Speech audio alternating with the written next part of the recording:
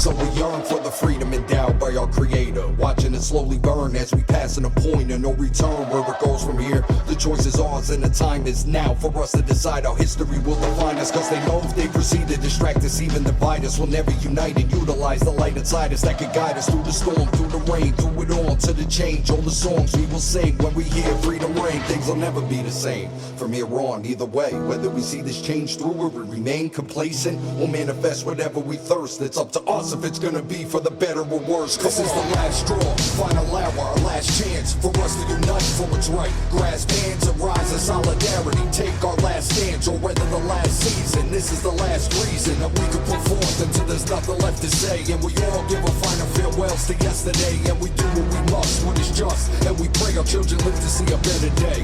The last reason. Damn, will we ever awaken your mind?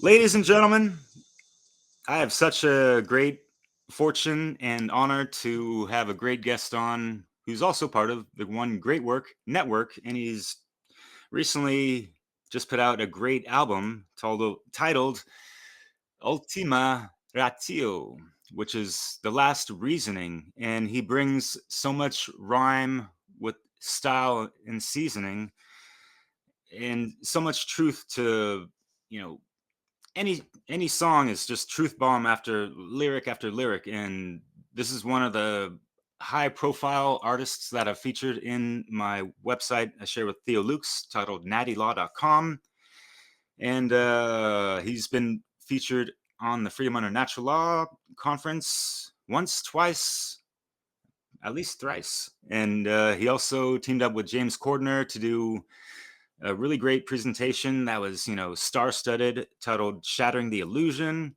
He's linking up with Diesel Automatic and causing a little bit of that Illuminati static with the Get Big fam. Get him, guys. Keep doing your thing, and let that Freedom Under Natural Law ring for sure. And we're going to be having him on featured in the next Sound Path to Freedom music festival. And we could go on, but I'm just so happy and thankful to have you on, brother. So yeah, Joe Murray, what the fuck is good, man? What's good, bro? Thank you so much for having me on, dude. Looking forward to talking with you and getting to know you a little bit. Love your work, love your website, and again, like we were talking about before, bro, I appreciate you shouting me out, playing my music, and putting my name out there, dude. Yeah, I've always been a big fan of just, like each one teach one, and like, hey, like I've been so inspired, like having tears of conviction, listen to folks like yourselves, and I want people to like experience that because it can like move minds and especially hearts because there's so much magic in the music. So yeah, hats off to what you do, man. Like you got some really, really, really dope music, man. Like hard hitting, that truth slapping shit, man. Like all day long. Thank you, man. Thank you. Yeah. Appreciate that. So I guess if you want to run it from the top, possibly if you want to talk about what, I mentioned your current album, and then as far as, how you got into this first and foremost, and especially, coming from the East Coast and New Jersey, right by the bridge, you must have had a shizer load of influences, huh? Oh, for sure, man. Like hip hop was very big growing up in the early 90s, mid 90s, and I mean, that was the prime of hip hop at the time. Everyone was like on their lyrical game. And that's what it was back then, dude. It was about lyrics, not like it is now. I don't know what. Can we curse on here? Like, I just want to know. All day long. All right. I don't know if you know anything about me. As maybe a bad trait of mine, but I let the F words fly a lot. But yeah, I've had to work on my shit. As long as it's cool with you, then good. I don't have to hold my tongue that much. But yeah, dude. I mean, I don't know what the fuck these cats are doing now, but that shit is not hip hop. It's not about lyrics. I mean, they're singing, they're I don't know, mumbling, whatever they're doing, but the shit is terribly whack. And it's not like it used to be. I mean, like I said, it used to be a lyrical game, and everyone was trying to one up everyone else. And build off of the people who came before, and by their influence, and try to take it to the next level constantly. And there was so many dope MCs at the time. I mean, Cool G Rap, Big Daddy Kane, Rakim, old school cats that really set it off lyrically. It took like lyrics to another level. Like no one was rapping like that, multi-syllable flow patterns and shit like that. Um, Everyone was just rhyming like, bat, cat, hat, shit like that in the late 80s and shit. And then these dudes came along and just took it to another level. And but that gave birth to so many rappers, dude.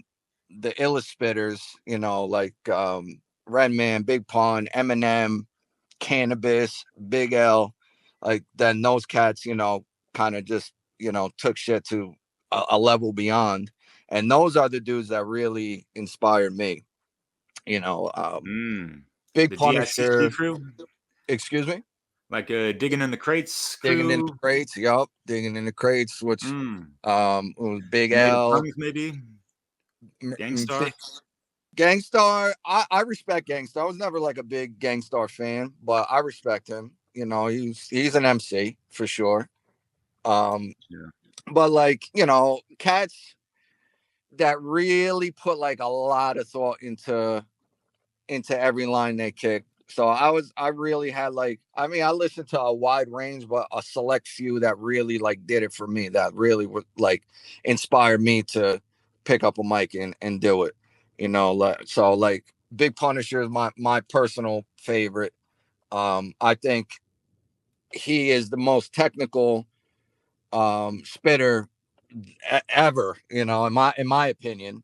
Eminem now, yeah, as well, but I think he's whack as shit. The shit he talks about and his political stance on it. He's a Right? giant libtard. Yeah. Which ruins him, because I mean, back in the day, his first two or three albums, or even his first four albums, up until the Eminem show, he was incredible. So to say he didn't play a part in influencing me, would be a lie. So definitely Eminem. Big L, like I said, the Digging in the Crates crew for sure. Cool G Rap, Big Daddy Kane, Cannabis, AZ. He was with the Firm with Nas. A little Nas as well. I like Nas's first two albums, Queens. Illmatic, and It Was Written. After that, he kind of lost me. Kind of switched up his flow a little bit, and he was experimenting. Still Right, got yeah. still got love for him. He's definitely a real MC. But yeah, cats like that, man, inspired me to get on it, and I was always like a very creative individual, always like in my own head, thinking out of the box. I was the kind of kid like you could just leave me alone like in a room full of nothing and I would just be able to entertain myself. I didn't need like attention from my parents or my brother or whatever. I would do my own thing. I was like a loner, pretty Yeah, much. and you know what that's called, folks? Imagination. That's it.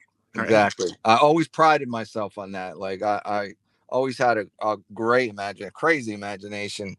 Every time there was like a creative writing thing in school or whatever, like I was always like really good at that. So, and music was just naturally in my blood. I come from a family of musicians. My great grandfather was like a sax player in a big band, the big band music, the old school Hell shit, yeah. 40 shit. Grandfather was a piano player. My father was a drummer. He actually played with the Misfits, the punk rock band, the Misfits. He did an album. He did an album with them, and he never got credit for it. He wound up leaving on the spot at the cover shoot. My mother, my mother showed up there with my grandparents and me and my brother as like babies essentially. It was like, no, you got to choose like either this rock star lifestyle or your family. And in full makeup and costume, he left. So they were fucking pissed. They were pissed. Damn. And they wound up getting divorced a couple of years later, so he probably kicks himself in the ass for it. But I mean, he Oof. still he still plays to this day as an old shithead. He still goes and plays he's like in like a horror punk metal band and like another bluesy like Rolling Stones kind of bar band. Which I got to play with both. I played the drums too, so I got to play with both bands. Like when he was obligated to play with one, like I would go and cover for him and stuff, which was really fun. Wow. Cool, So like, you know, he put me onto music as a kid. You know, it was me and my older brother. My older brother don't have like the natural rhythm in him. You know, great taste in music, but he don't have, you know, he don't have that rhythm in his blood. You know, so I took to it more. My father had a drum set in the basement. He would always bring me down there and try to teach me, and always driving in the car with him, listening to Zeppelin. He put me on to John Bonham, who was like, you know, was his favorite drummer, which turned out to be mine. Iron Maiden, Black Sabbath, The Who, you know, you name it, all the greats of that time. And you know, I loved rock, Aerosmith, Zeppelin, even punk bands, Bad Brains. I was big into. I don't know if you're familiar with them. They're great. They spit a lot of truth. You know, they talk a lot of truth in their music as well. Um, Yeah. so you know, initially I was a rocker, and then like when hip hop started blowing up when I was a little kid, like everyone in my school was listening to it. You know, my brother's 2 years older than me, so he essentially put me on to hip hop. You know, playing it in his room with his friends. Either I'd be hanging out with them, or you know, just listening from my room. You know, the other room, and I loved it. I loved everything about it. I mean, those cats, you know, like that culture is just so dope to me, and I think that they really like encapsulated like the whole feel of like the urban jungle, and like the boom bap style beats and the samples that they were using at the time was just so, I don't know, struck a chord in me, and I took to it. You know, I gravitated towards that. Hell And yeah, man. I love me some boom bap, and I really, truly, heartily felt, appreciate the fact that you kick them boom bap beats in your tracks, man. Yeah. yeah, See I that. try to keep that alive, man, as much as possible. Even though, like, you know, I don't, even though I don't like, you know, the cats that are out now, like a lot of the beats that are made are dope. So, you know, I gotta kind of like move with the times a little bit, but I love that boom bap. Like that is my shit. You know, that's my love. Like that whole vibe is just awesome. And like I said, I think that they encapsulated that brilliantly. And you know, so Yeah. as a kid, I would like write shit, you know, like just to myself. Like I knew I could do it. You know, I would fuck around like by myself and write shit either like in class or like while I was at home, whatever, just listening to music. And you know, and I thought like, you know, I could do it. Like, but you know, I never thought anything of it. But as I got a little older, I was like 15, 16. I started writing a lot. That's when I really, you know, like was smoking a lot of weed at the time. And I would just get high and listen to beats and just write shit, books and books and books of lyrics and songs that I never did anything with until like one day I spit something like for one of my friends, and he was like, "You wrote that? Like you quiet Joey? Like, you know, don't say like two words to anybody. Like you came up with that shit?" Like, yeah. Like, bro, you got to record that shit. One day I was like in a Yeah. park, and there was like some dude there spitting one of his rhymes, and he was older than me. He was in high school. I was still like middle school ish at the time, and I stepped up and spit something. And the kid that he was with was older than him, an older cat who had a little studio in his house nearby. And he was like, "Yeah," I like blew him away. He was like, "Yo, give me a number. You got to come back to my crib and lay that down. I make beats. I got a little like 4-track recorder or keyboard, whatever. Like, you know, lay that down, dude." So I did. Yeah. And that's when it started, dude. Like 15, 16 is when I started like recording, and from there, like I wound up just copying his whole little studio. I saved up. I bought my own equipment. I created a little studio in my house, in my room, and I started making beats and having my boys come over. I formed like a little clique. They got inspired by me, to do it, and I like coached them a little bit, but they were pretty dope too. Um, I had a little clique, and I did that for shit, man, until like my early 20s. I had like a little name going around. I would just make CDs and like hand them out everywhere throughout the town and give it to my boys to hand it out to the school and whatever. So I had like a little name. I battled a few cats like at parties and stuff like that. So like, Yeah. yeah, good times, man. Um, yeah. So like, so word did spread a little bit, and that was that, and like then like around that time, like when I was in like my early mid 20s, like that's when shit started changing. Lil Wayne like came out, it was like early 2000s and or like mid 2000s, and shit was changing. It was just like about songs for girls to shake their ass to. You know what I mean? It wasn't about lyricism anymore. It was just like little catchy beats, and everything was like real Yeah. poppy. And I just got this heart and mind. I'm like, no one's trying to hear like this shit I have to say. I'm here like putting so much thought into every lyric, you know what I mean? And that's Right. just like not alive anymore, essentially, unless you dig deep in the underground. So I kind of like I strayed away from it. I got into rock again.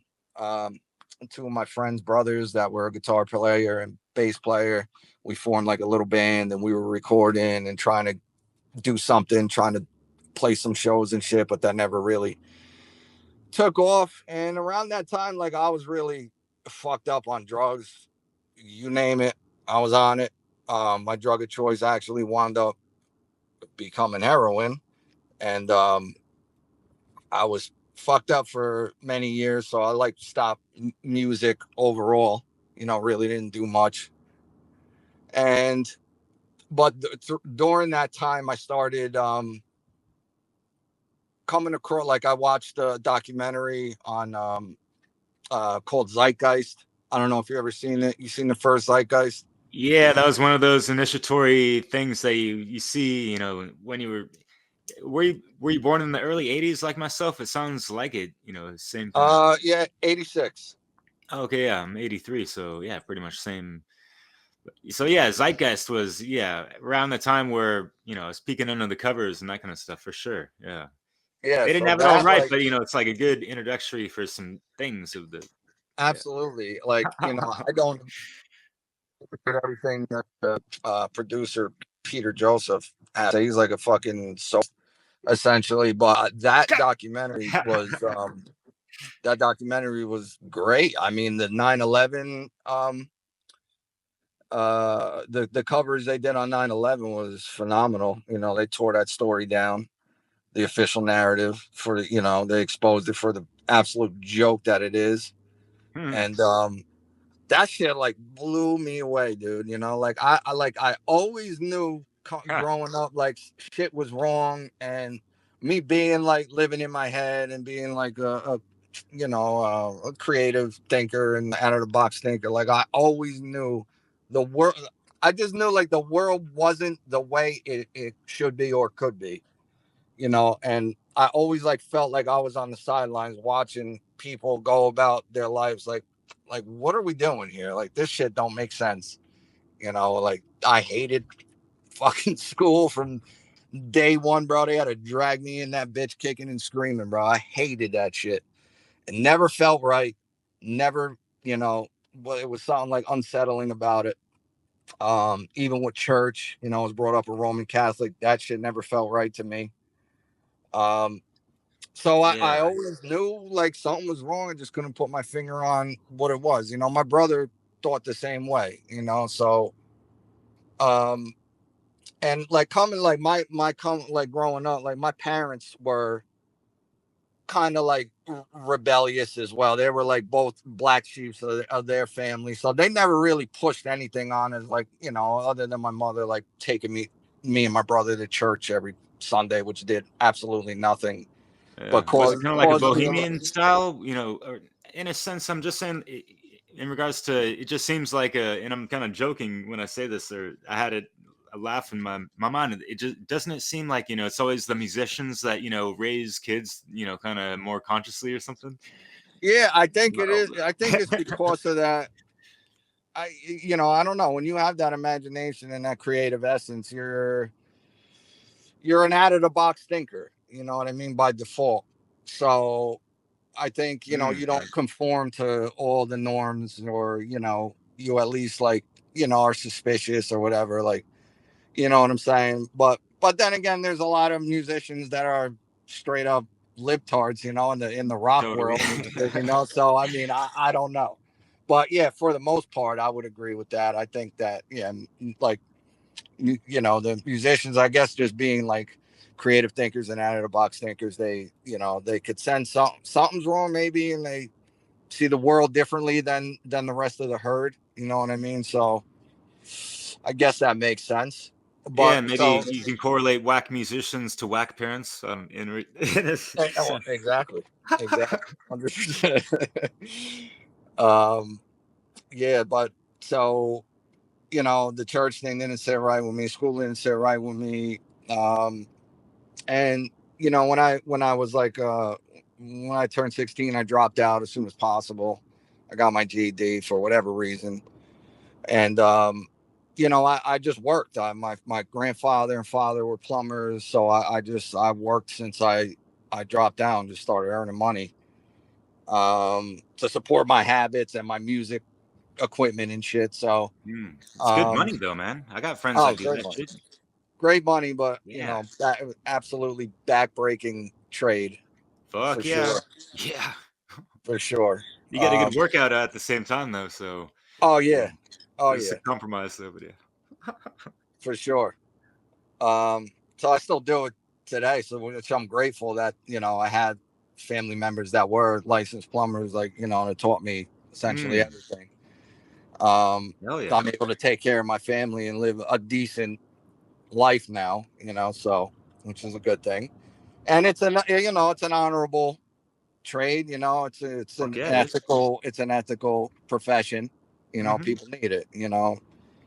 Um, but yeah, dude, like, so I grew up thinking something was wrong, feeling it, and never was able to put my finger on it until like that day. I think it was like 2008. I had an apartment with one of my boys, and he came home from work with the DVD of Zeitgeist. And he just said, like, some, you know, I don't know, someone handed this to me at work and told me to watch it. It's about 9/11 being an inside job. I'm like, throw it on.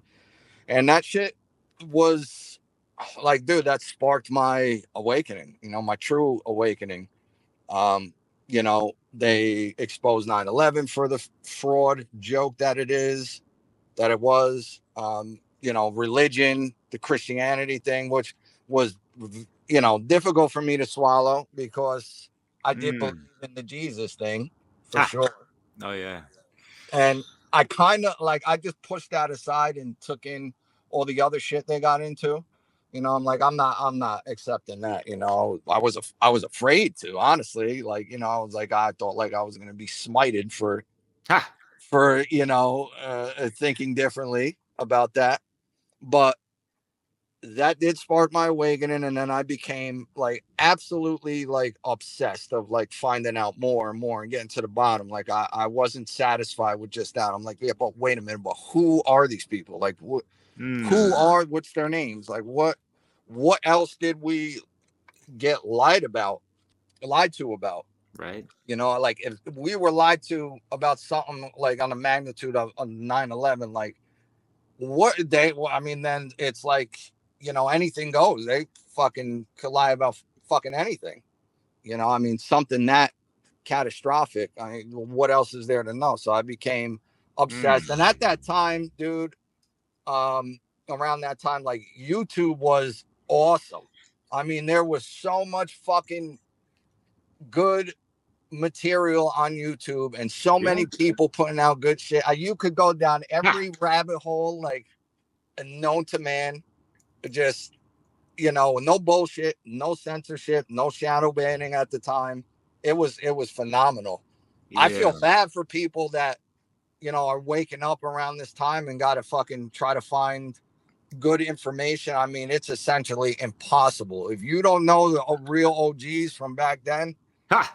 Like you're pretty much screwed. Like who you gonna listen to? Fucking Charlie Kirk, like fucking Benny Johnson. These fucking right-wing statist nerds. You know what I mean? Yeah, right. Who think they're awake, but fucking are hardcore right-wing jackboot statists, sucking Trump's orange thing. It's a joke. So I and the more I researched, I went down like all these different rabbit holes, and everything kept leading me back to religion. Everything kept leading me back to the Jesus thing. Like I had to face it. You know what I mean? I pushed it off as long as I could, but the information just kept leading me back there. And Muhammad must have been jealous, right? What's that? Muhammad must have been jealous, huh? Yeah. Like as I started getting into like quantum physics and consciousness and the nature of reality and the simulation theory and all that shit like made perfect sense to me. Like I'm like, I can't deny this shit anymore. Like, and then especially over and over seeing the same stories like reoccur, like of that the story of Jesus, which is the same story as Horus, Krishna, so on and so forth. Pattern recognition. Yup, and it being like the sun personified as a being, as a man, and the cycles of the sun. 12 disciples, 12 months of the year, 12 signs of the zodiac, the risen savior, the fucking sun behind the cross in every fucking image. He is risen with a sun and behind the. I mean, like it's literally the symbol for Christianity, the fucking sun behind the cross. The symbol for Judaism is the star. The symbol for the Islam is the moon. I mean, what is right in your fucking face. So I had to accept that, and that was like the toughest pill for me to swallow, honestly, because then I'm like, okay, so then who is God then? Like, what? You come to find out that it's you, and you're like, well, wait a minute, me. You know what I mean? Like that, like I am I am an expression of the creator here. Like that shit was so crazy to try to wrap my mind around. But then I'm like, it really, it hit me. I had moments where it really dawned on me like, oh, of course that is what the deal is. And that is like the underlying premise that the whole conspiracy is based on, is suppressing the knowledge of who and what we truly are, because then from that comes the belief in authority and the necessity of government. When you don't know who and what you really actually are, which is a spark of the divine. You are the divine, just an expression of it, having a temporary experience in this simulated reality created by, I don't know if the creator created it or some other entities did, but it doesn't matter. You still are that. And so, from that lack of understanding of self, like, of course you will give your power away because you don't know how fucking divine and powerful you actually are. So only from that suppression of knowledge can come the belief in authority and the belief in government. So, that just from there, dude, I just spent many years taking in, driving, listening to podcasts, watching presentations, David Icke, Max Egan, Jordan Maxwell, learning about the whole fictitious legal system, and the straw man shit, the legalese, and how they superimpose this fictitious corporate legal system over us. Like and just obsessively you know, to the point where, you know, my girl, I'm still wearing now, I've been with her 13 years, like, so she was there when, Hey, real quick, yeah, good. Joe, because you broke up for like a good like 20 seconds, and I know you're talking about Mark Passio. I didn't catch that, but which conference was the one that you were talking about that kind of first got you initiated into his work again? Oh, it was I think it was Free Your Mind 4. Yeah, that's a good one. Huh? It was I think actually Max Siegen that, kind of when they did that Truth Bomb episode. That was the first time I listened to him. And I was like, oh shit, this guy know what's up, and like he's got that conviction, that Leo fire that I kind of have too, so I can relate with that. But man, like the David Icks and all the people you mentioned, that's just like, man, folks, listen out there. This is like you're Joe, you're telling kind of like my story in a sense too, brother. So yeah, keep it up. And like the good old days where YouTube was actually the true alternative media before Yup. Google bought it up and made it all fucked up, right? So yeah, after you, man. Continue. Yeah, it was. I mean, you could get into like I said, like any fucking rabbit hole you wanted to. I mean, all the related videos were all kind of crazy shit, alien shit, reptilian shit, the Galactic Federation of Light and Pleiadians and all that fucking shit. You know, which I bought into. I'm not even gonna front. Like I did. I'm Yeah, like, me oh too. wow, that makes sense. There's good and evil. Those are angels and demons, and they're battling for the fucking fate of humanity, like a fucking new age shithead. I bought into that, but you know, I when I missed his. I don't know if that came in, but I missed his presentation at Free Your Mind. I was leaving when he was walking on. He actually walked past me and my girl and my friend Oh wow. to go on stage, and we were on our Oh, you way out. actually you went to that conference in live person. Yes, in Philadelphia. We drove down to Philly. I'm not that, you know, I'm not Word. far from Philly where I'm from. I mean, I'm only like maybe 2 hours, two and Yeah, yeah, change yeah. from Philly. So we drove down there to see that. I dragged them there. We saw a couple of speakers. Um, and we wanted to leave, you know, and I, like I said, I saw him passing. I met Luke Mm. Radowski, uh, Oh yeah. shook his hand, said what's up to him. Not a fan of him anymore. It was him buying Right. into the whole Yeah. pushing the Trump bullshit. But Limited hangout. anyway, he when the videos got released of that conference, I checked out Mark Passio's presentation, and it was, I believe, I'm probably not saying the title right, but it was Neo-Feminism and the Suppression of the Sacred Feminine or something like that. Yep. Or the Hmm. Holy Feminine, Divine Feminine, whatever it was. But Yeah, what the a unholy fucking feminine. phenomenal presentation. I know it's Yeah. like not the right place to start with his work, but it you know, it sparked something within me to look into more of his shit. And then from there I went into the natural law presentation, and I Yeah. became like solely focused on his work because something about it, the Ah. simplicity of his message, like, Mm. you know, attracted me. And Likewise. his vitriol, you know, and his righteous anger, his presentation style, even though he says don't focus on my presentation style, I loved it because I was like, Yeah. I would speak to people that way and always be told, like, you shouldn't come off like that. Like, you seem angry. You're Right. gonna push Yeah. people away, and they're not gonna want to hear what you have to say. And I'm like, nah, but listen to what I'm saying is going on. Like, how are you Yeah. not fucking angry? How do you not want to do something Hmm. about this? Like, you know, so that did attract me to his work, and I kept listening. Yeah. I watched every fucking presentation he did, maybe 20 times, if Mm. not more, just to keep listening and getting, like, really get it down pat, like what he was trying to say, so that I could, first of all, like, truly understand it, think about it, and truly understand it, you know, to a point where then I could speak that shit to others, and listen to all the podcasts. And at that point, that was around the time I just got clean, right before I went to the Free Your Mind conference. So I was off of Word. heroin and getting my shit together, taking in his knowledge on natural law and objective morality and Great. streetwise spirituality. And then it got to a point where I'm like, all right, I gotta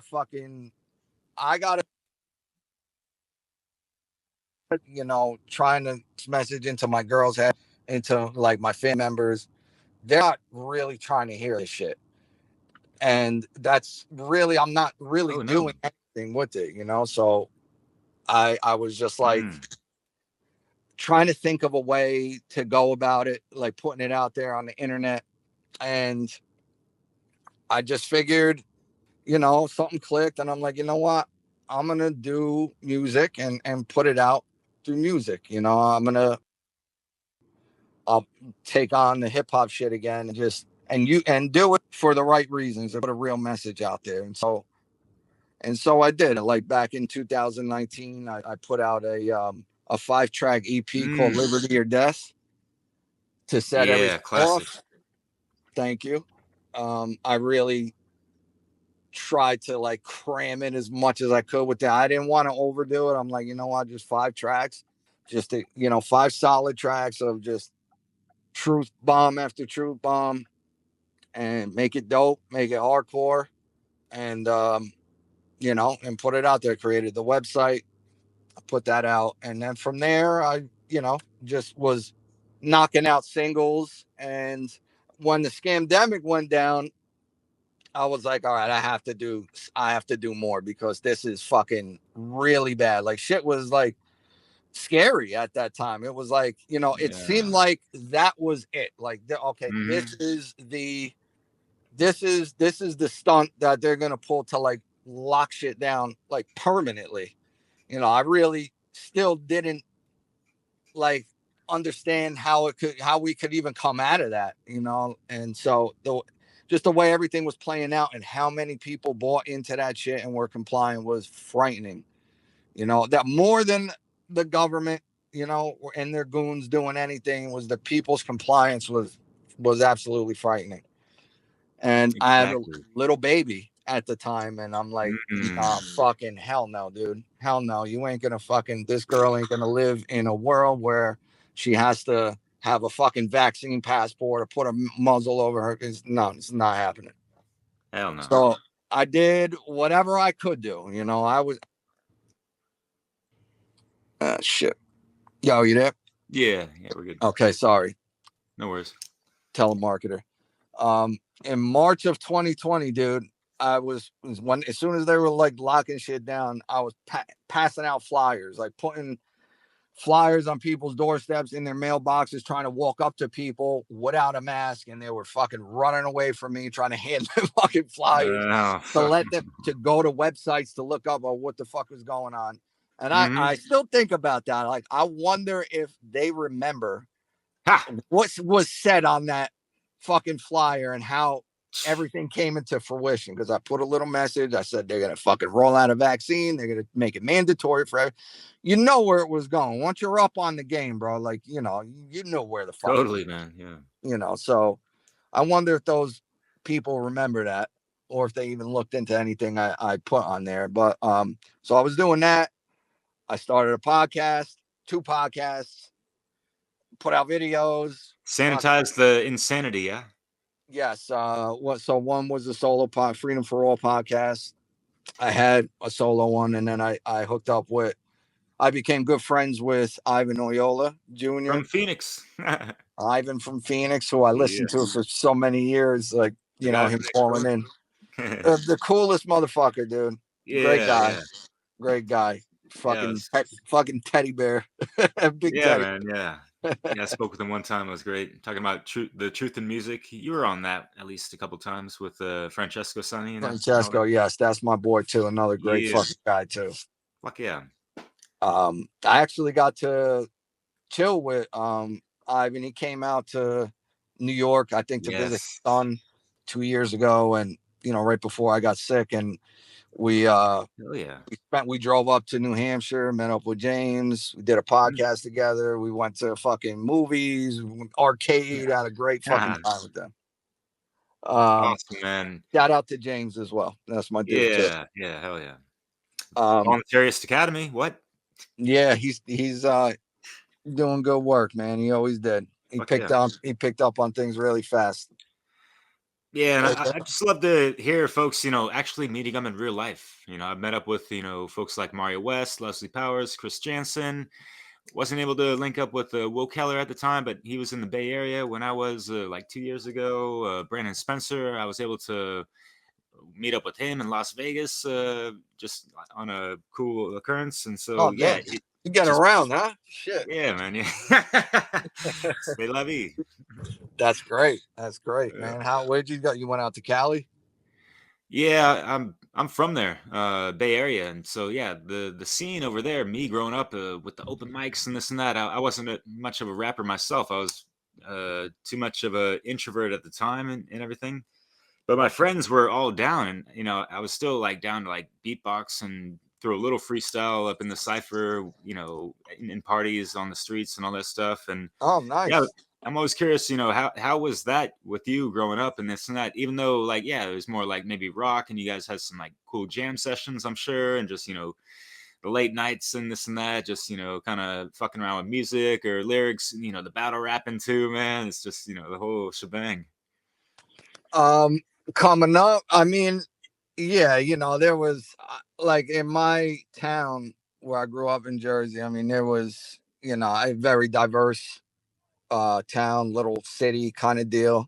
So everyone wanted to rap, dude. Like so, Right? I mean, I'll go to parties and there'd be people spitting. I'm like, oh, I would shit on this dude. I don't like even though even though I'm like, I was quiet and shit. I'm like, nah, I can't. No, he can't get away with this. Let me go up here. Yeah.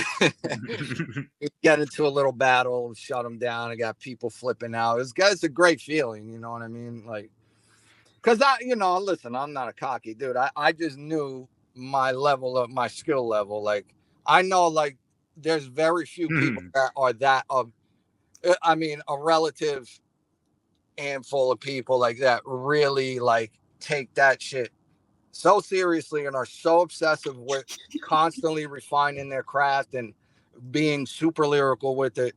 So like I know I had the confidence that I was essentially better than anyone I was gonna go up against, because I'm like, there's no way these motherfuckers are putting in this much time and mind power into every lyric that like I am. So I had that confidence with me, and and it showed.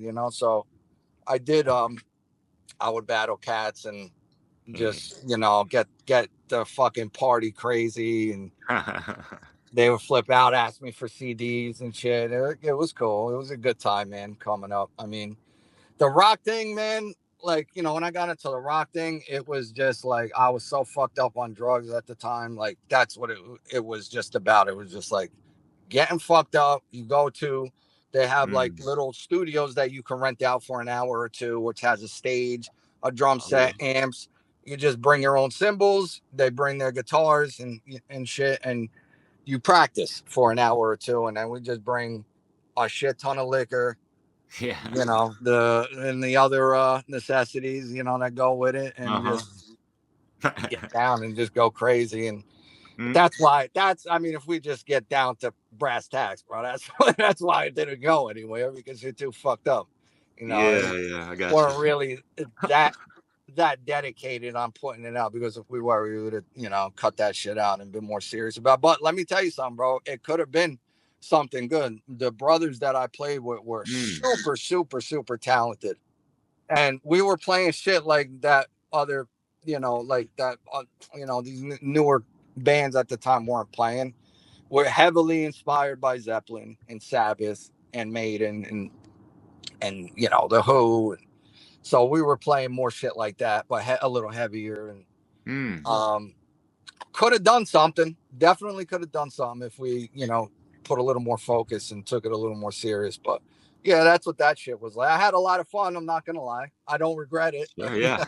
It was a learning experience. I had a ton of fun and lost a lot of Yeah. brain cells, but still had a lot of good times, man, with those dudes. And yeah, man. I listen. I still love it. Like I still listen to rock all the time. I still play the drums all the time, and Cool. um, it's you know, that's my initial love is the drums, man. But you know, I could play other instruments as well, just by ear.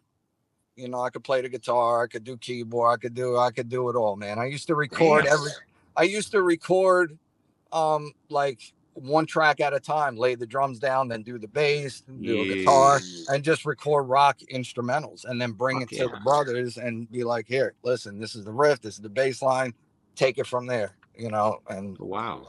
yeah, we would make some magic with each other. Fuck yeah.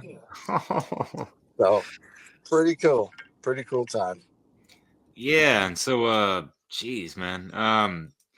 And that's, what I appreciate because and I don't know if you notice this, and it's like I want to incorporate more of these cats, but sometimes it's like I'm not feeling some of these tracks, like some of the red pill hip hop that you hear, and it's like they're not necessarily lyricists or they're really like musicians. They just they're trying to speak a lot of truth in rhyme form in a sense, but they're lacking like that rhythm over the beat, and Yes. even hitting that double time, like you can flip it up and switch styles and all these things. And what are your observations on those types of things?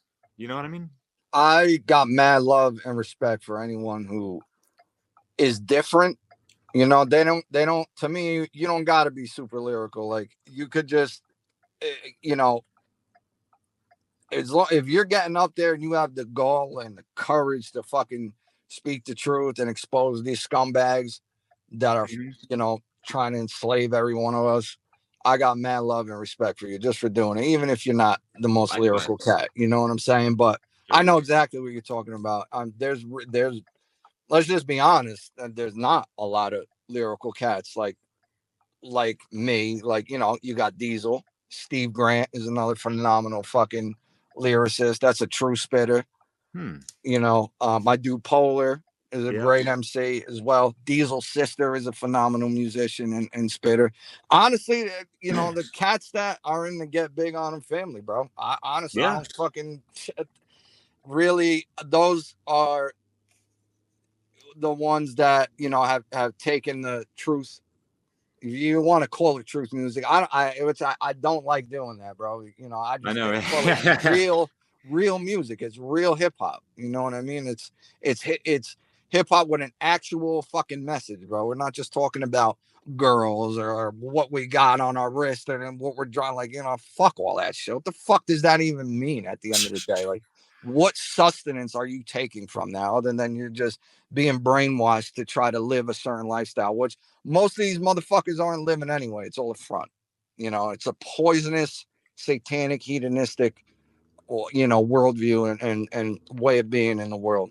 And Yeah, and how can a poisonous worldview actually, embody the acronym of hip hop in regards to high infinite power healing our people? You need that soul food. You need that real truth, all caps, not, the flim flamsy type of truth that any person can give lip service to and all these things, but actually trying to embody that and speak forth with conviction through the vocal cords like a true musician as you are, as far as what I've absolutely, listened very to. very well put. Yeah, exactly, dude. And you know, hip hop is rebellious. You know what I mean? Like Yeah, all like in 100%. so Yeah. all music essentially like can well, you know, rock, punk rock, hip hop. It comes from like a state of rebellion. You know what I'm saying? And Word. seeing the world differently and not conforming to the norms. Like, that's what that shit's about. Having like that attitude of like, you know, like fuck the world, like, you know, but for the right reasons. You know what I'm saying? Seeing things for what they are and calling it out and Yeah, trying call to it spade a uplift spade, people. like Max Eden. Sorry, I cut you.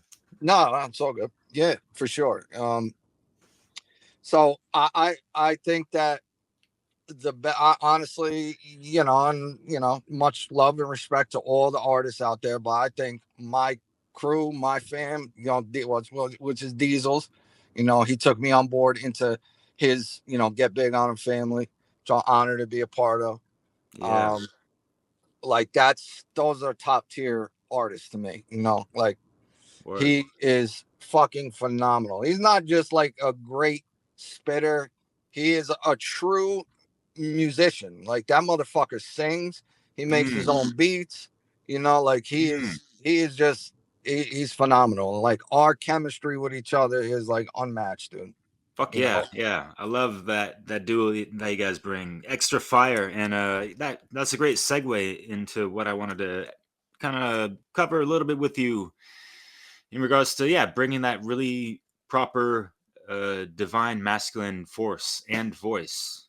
Um, you know what I mean? And like in contrast to what you were talking about of these rappers talking about girls not treating them right, or using derogatory bullshit slang and all these things, and they might be deadbeat dads in real life, and all these people that could be lip servicing whatever the fuck on the mic also at the same time. And you have these two-faced here's my stage performance persona, but in real life I'm actually a douchebag in a sense. You know what I mean? yeah, yeah, exactly.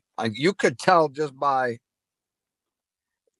when you listen, something hits your soul. Like, if a motherfucker's real, they're speaking about real shit, and they're actually about it. Like, I'm not talking about anything that I'm not actually like embodying in my own life. You know what I'm saying?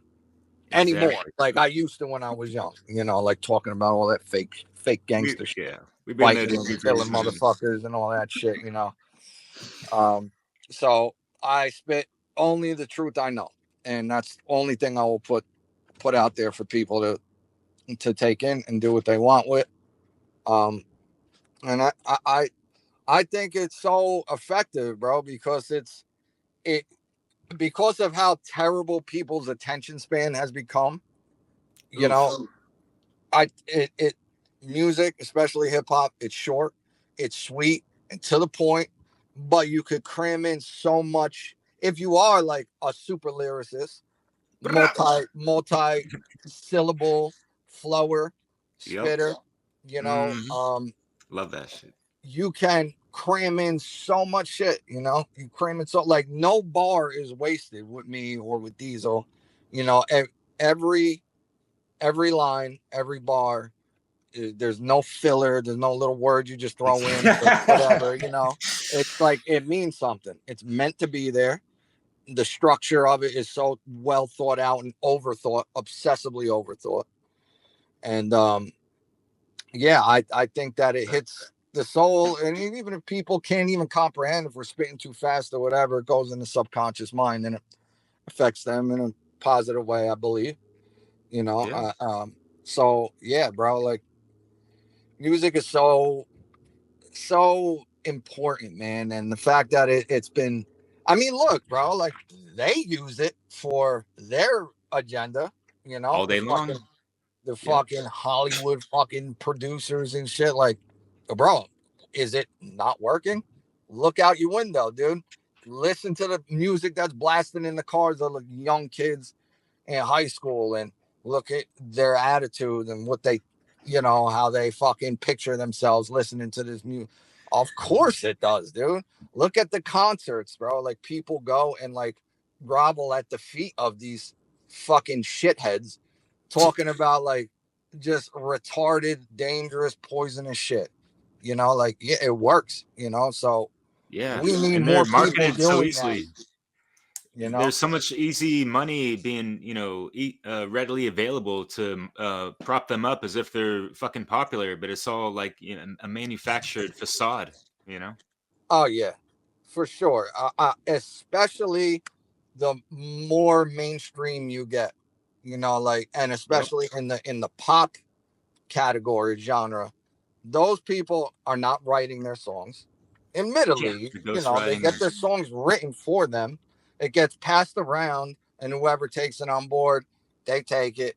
So, um, whether they're like intentionally implanting satanic messages or whatever that could be heard in reverse or whatever, I don't even think it goes down like that, bro. I just think that the mysticism of it puts that kind of like that it just comes out that way because of their intent. So the shit that they speak, what they write down, when you do play it in reverse, you do hear message. I mean, that's real shit. We can't deny that. That's not a rabbit hole that I talk about much, but of course that's there. I Did mean, you have you it heard is. the interview of I think his name is John Todd. No. Oh, he was, a record producer and stuff, and he recounts this in detail because he was like a witness of these things. It's like a 4 hour long, 4 part interview. Really interesting. That was like an eye opener, and it was before I heard of the works of Mark Devlin, who covers these issues quite well. He's got his 2 books, Musical Truth. I'm sure you're aware of. He's on the Oh, One they're Global Campus. so well documented in Yep. detail. It's phenomenal. The connections and the family roots, like, bro, one of the first rabbit holes that really intrigued me was the music industry. Seeing the Mm. fucking everyone cover their one eye, like in all the Yeah. fucking, like, in every fucking picture, all these mainstream stars, pop stars, rock stars. Why are they doing that? Why are they doing that? Like, no one questions that. You see like a collage of all these different artists doing that. Maybe you should scratch your head and be like, what the fuck is that about? That's kind of weird, like, and then you start to look into these musicians and you see their ties to all these, first of all, military intelligence, when you get into the Doors and the Mamas and the Papas, Frank Zappa, all these people that came out of Laurel Canyon back in the hippie movement, like That's that yeah. shit is fucking so bizarre, Yeah. but it's such an interesting rabbit hole to go down, because it shows you the lengths, like these people will go, these intelligence agencies will go to manipulate the population.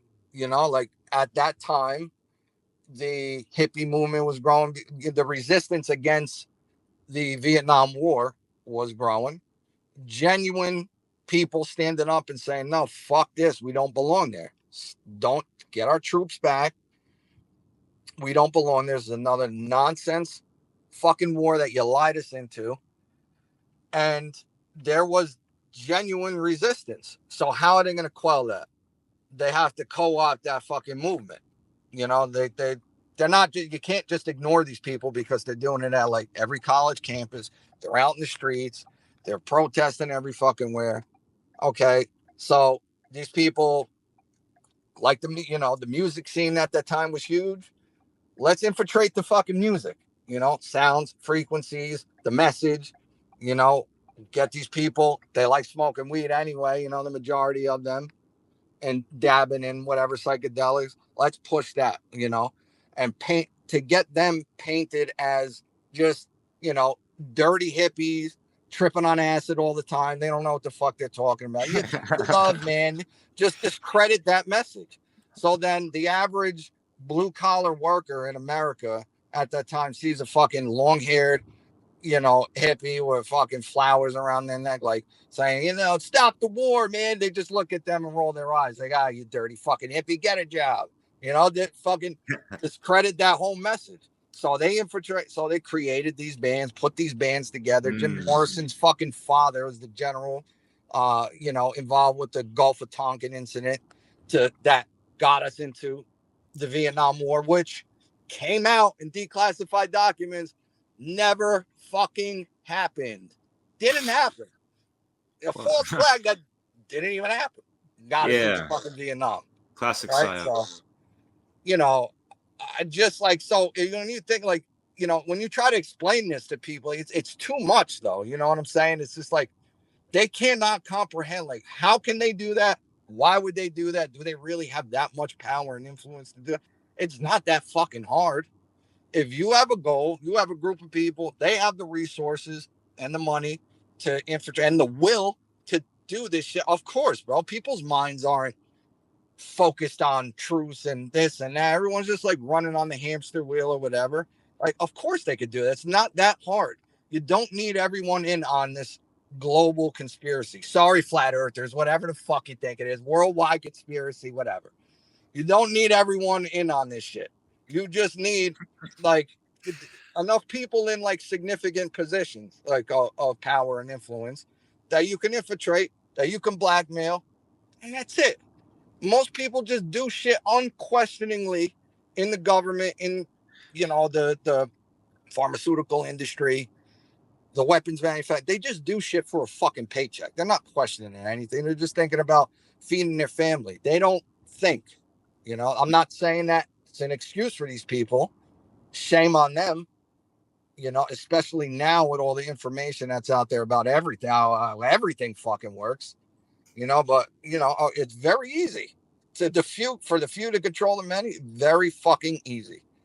Just look at Black Friday videos, of fucking people like stampeding each other, and then tell me the few can't control the many.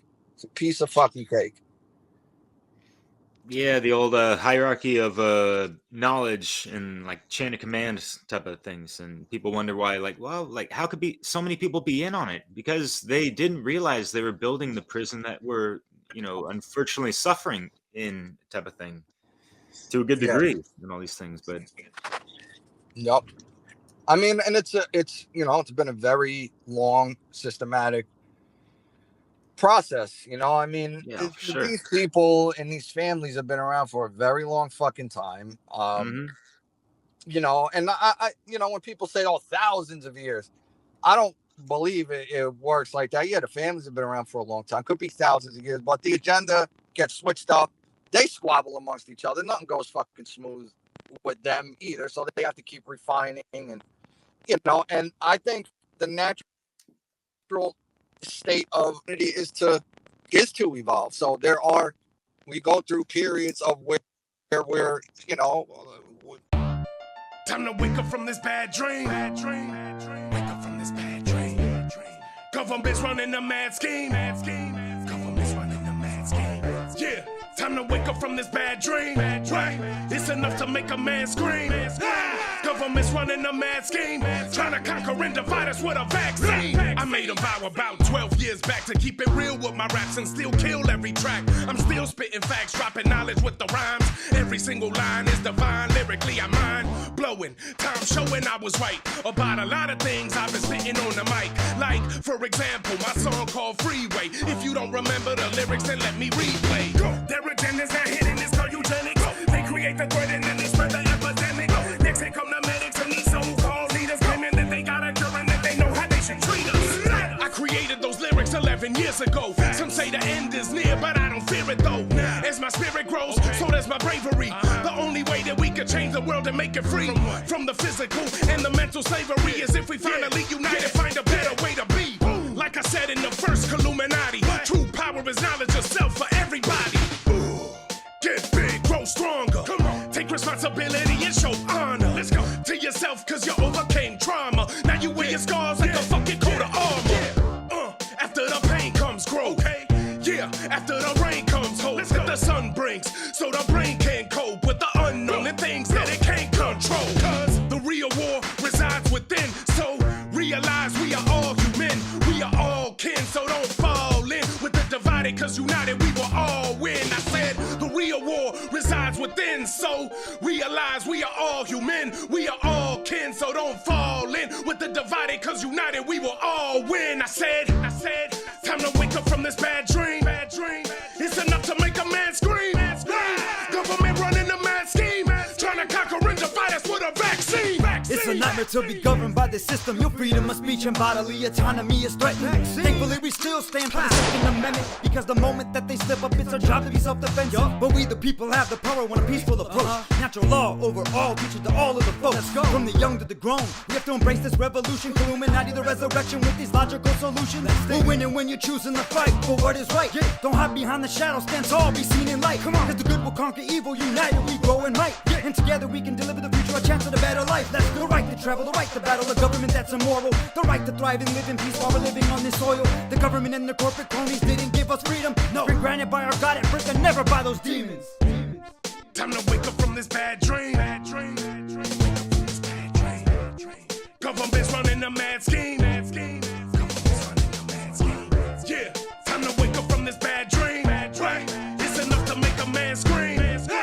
Government's running a mad scheme, trying to conquer and divide us with a vaccine. Musings come to pass, still more warriors up for the task. Yeah, it's us, you can shove your new world order up your fucking ass. Yeah, fucking mask and your mandated injections. I own this body of mine, fuck claiming an exemption. Anyone with half a brain can see through your stated intentions. That your main objective is to maim and subject us to enslavement. Unexpectedly you stunned when the three of us been warning y'all for over a decade now. All the shit was coming, now it's here and we in it. It's a fight to the finish as they try to diminish the light that's within us. It's survival of the spiritually fittest. So shed it that way to the quitters. Climb a water ride with us. If we stand strong together, we'll all pull through. As long as you continue to play your part and do all you can do and kill that Illuminati shit. It doesn't matter who's running the show, cause in the end the solution has always been you. The real war resides within, so realize we are all human. We are all kin, so don't fall in with the divided, cause united we will all win. I said the real war resides within, so realize we are all human.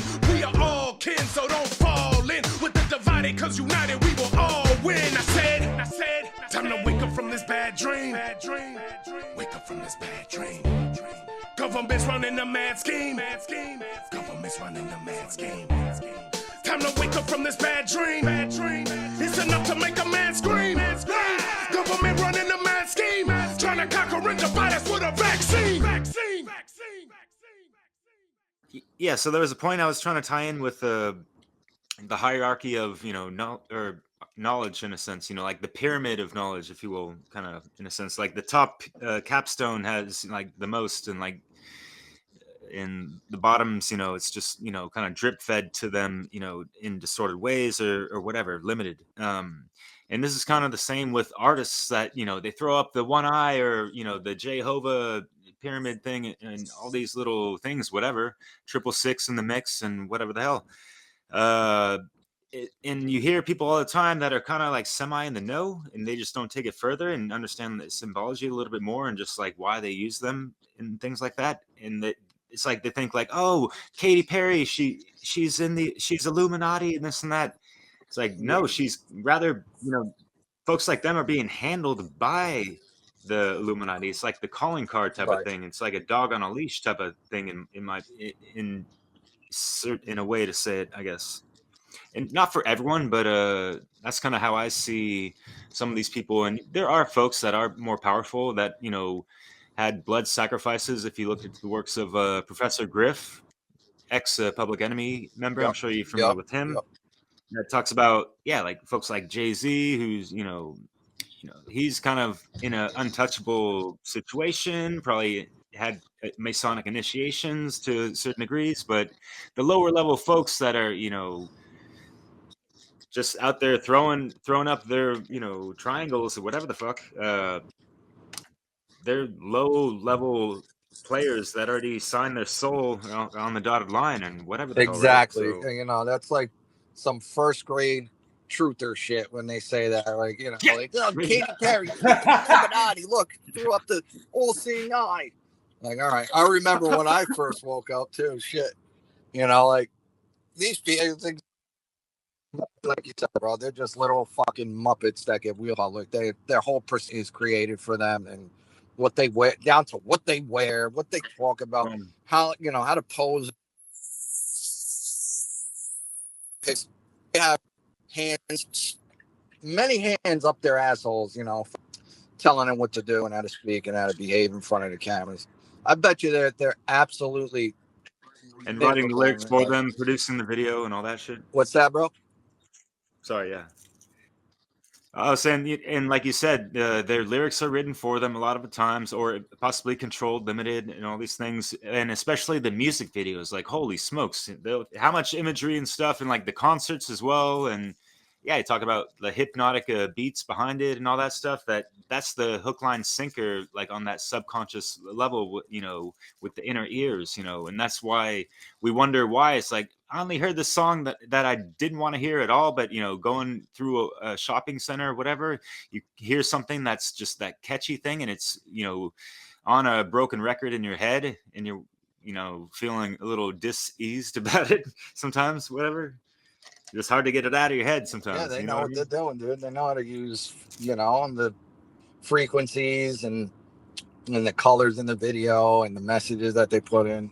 Yeah, bro. I mean, as long as you got the melody in your head repeating, right? All that what was being said just went straight to your fucking subconscious mind, and you don't even know.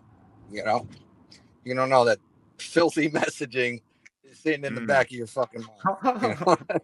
You know? Yeah. So yeah, bro. They're little peons, little puppets. But yeah, that, like you said, Jay-Z is definitely more knowledgeable.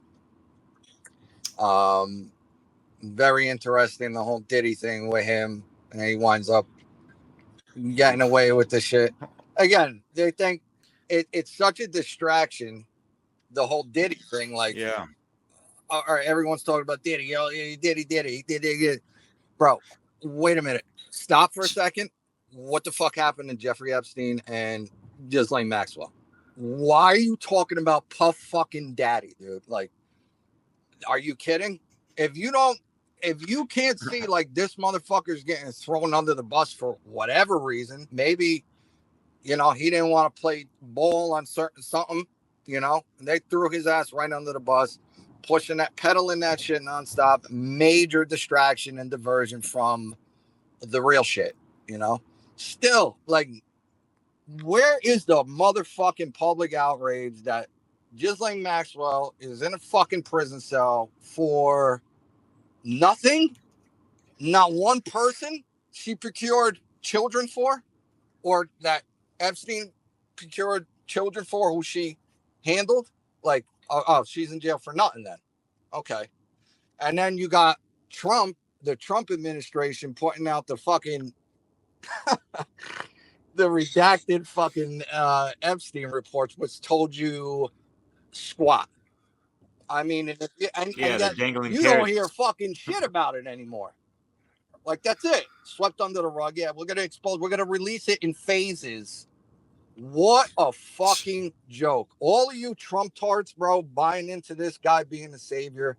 Honestly, you're fucking pathetic, and you are so hardcore asleep. You are worse than the left. You're worse than the libtards, because these people, at least the left, is so fucking out to lunch. They'll tell you right to their face, to your face. They don't give a shit. They'll foist tyranny on whatever question. People and think that you're awake, and you're for freedom and your rights, and you value like true American fucking values. You're a bunch of fucking nerds who got conned. That's it. You got conned. This guy is destroying the economy, rolling out AI created fucking vaccines. Day 2, signing off on that shit. Got Elon Musk, the fucking transhumanist socialist, you know, who's pushing brain implants and electric cars and universal basic income. Get the fuck out of here, bro. If you can't see how you're being played, like, you know, I try to explain this to the Trump supporters, like in my family, like, bro, like, I sent someone, you know, in my family on day 2, I sent them a video of him, you know, this person's like, you know, not for the shots. I sent them the video of this guy signing off on his second day in office on these new mRNA cancer detecting vaccines. I'm like, here you go.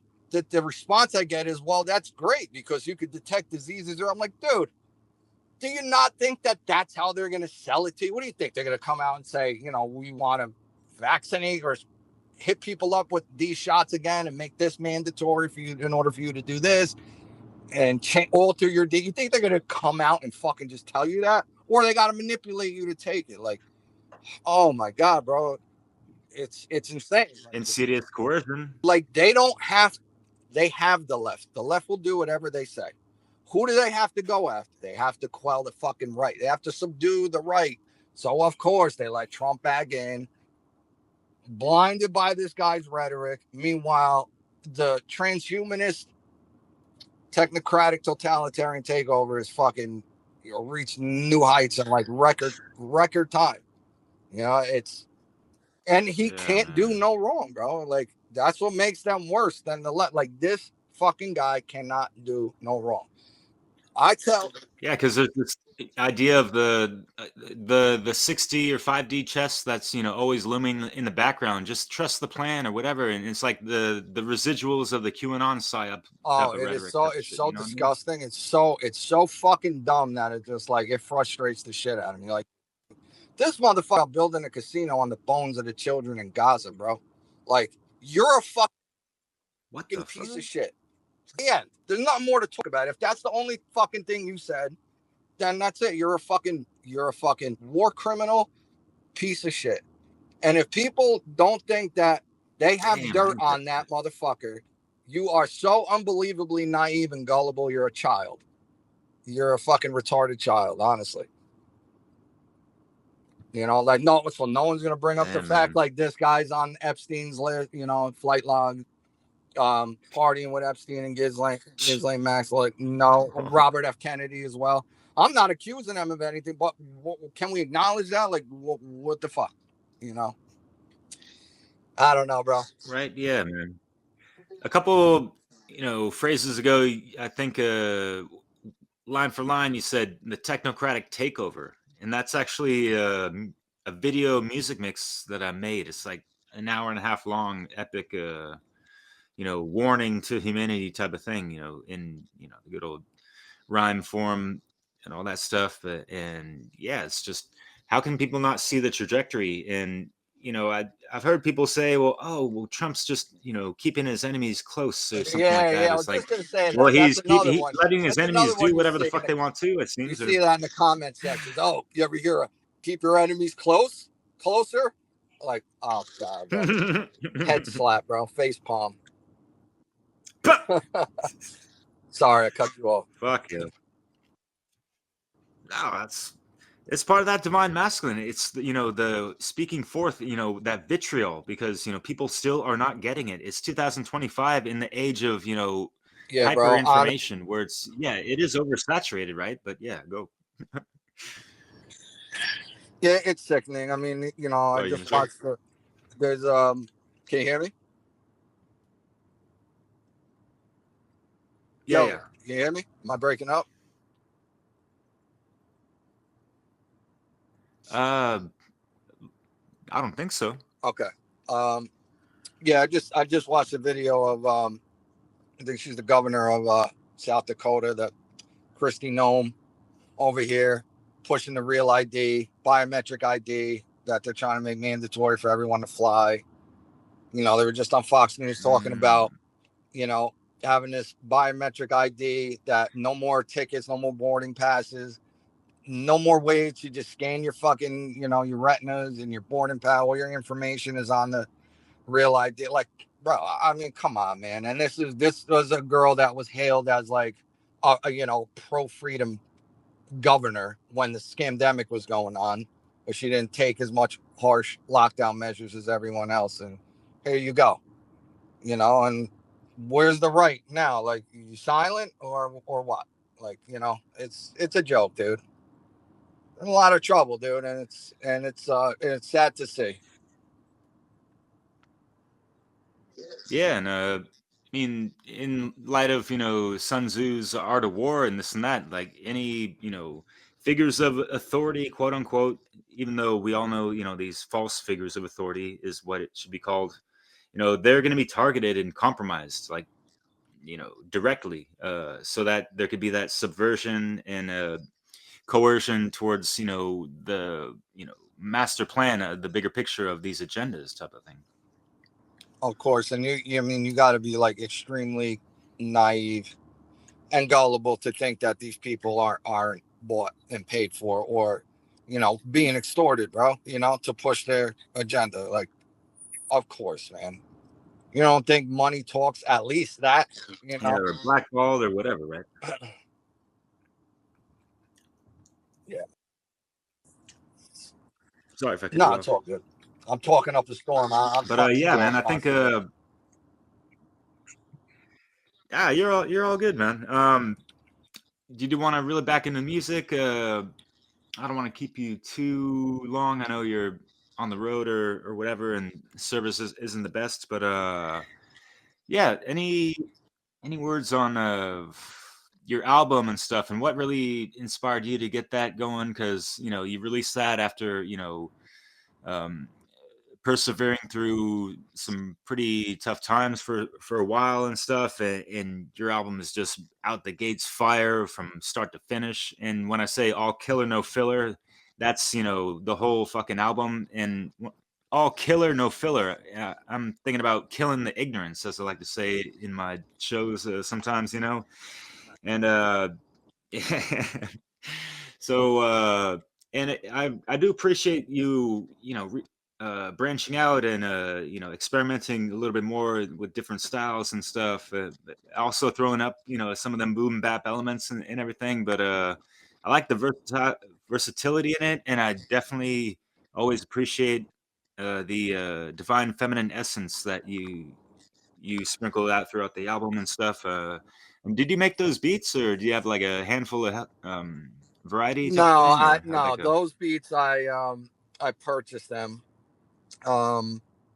This was going down like back in like 2021, 2022. I started like um purchasing these instrumentals. So yeah, they're from other producers that I've messed with over the years. Um, I like their shit and I like supporting them. Um, I do make beats as well. Like the project that I'm releasing with Diesel soon. I have a couple of beats that I made on there, and he has a couple of his beats. But like there's so many like fire fucking instrumentals out there that like I want to put on my instrumentals, but I come across these people's beats, and I'm like, fuck, I gotta use it. I gotta use it. It's too dope for me to just pass up. I'll spend the money to purchase the instrumental or whatever. But yeah, those producers that I used on my album are phenomenal. Big shout out to all of them. But yeah, Yeah, respect. yeah, I that's that album I started coming up with during like the scamdemic in the beginning. I just had a bunch of instrumentals that I was listening to, and I'm like, fuck it. Instead of just continuing to just put out a single, I'm gonna put a project together. And as we were talking about before the show, the name came from what the name, which is Ultima Ratio, came from a Mark Passio presentation where he brought it up and gave the definition of it, which is the last reasoning of the people. And at the time when I watched it, I thought that's a dope name for either a song or an album. So I always had that in the back of my mind. So I decided to go with that, and I thought it was very fitting for the time, that we were going through. And yeah, there was a lot of effort going into that, which and unfortunately had to be paused because down with me health wise. But as soon as I got back up on my feet, I wrapped it up and just wanted to get it out there as like the first thing, and me coming back out into the world. So yeah, I'm proud of it. I'm very proud of it. I think it's a great album. And yeah, again, I put my all into it. And I much respect to everyone who's represented and shared it and played it on their shows and shit. I love that shit, man. I got mad love and respect for you guys for representing for me. Like,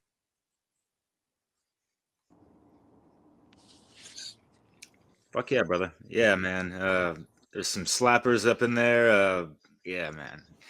You got Polar the White and Diesel, and I don't recall the women, the femcees, as I like to call them, or just singers. yeah, that's They're also featured, but Diesel's sister, Synthesis. Um, oh, yeah, what? Oh, his sister. Oh, yeah, wow. Fuck she's yeah. fucking super dope, man. Super dope. Yeah. I have other stuff coming out with her as well. There's a song on the Me and Diesel's project that she's on, and I have future tracks that Mm, I need her to get on. Super, she could sing, she could rap. She's great, phenomenal. yeah. And I also had my brother S.A. Universal on the song I Dream. Fucking great vocals. He could sing, he could rap. Yeah. Another one that's down with the family, like super, super talented, man.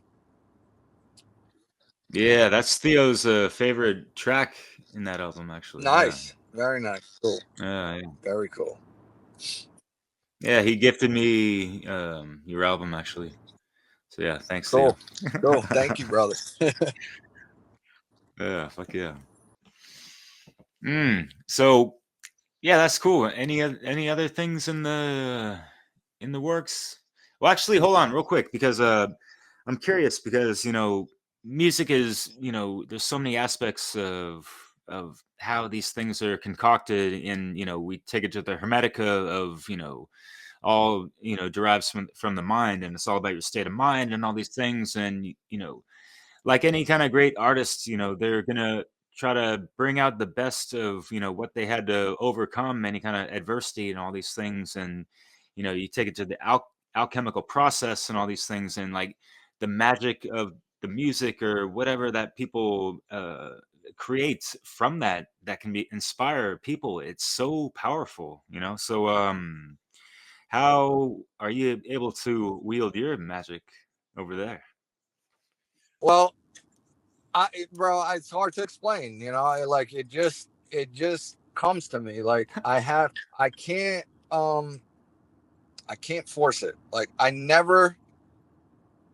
don't like not anymore. Like back in the day, I used to like. I don't put a beat on and sit and be like, all right, I'm gonna write something now, and throw a beat on and sit there and like think of something. First of all, I don't write. It's all in the head. It's written in the head. It's not a freestyle. It's just thought over a million and one times. So it's Damn, basically written and stored in the brain, dude. that is So, fucking impressive.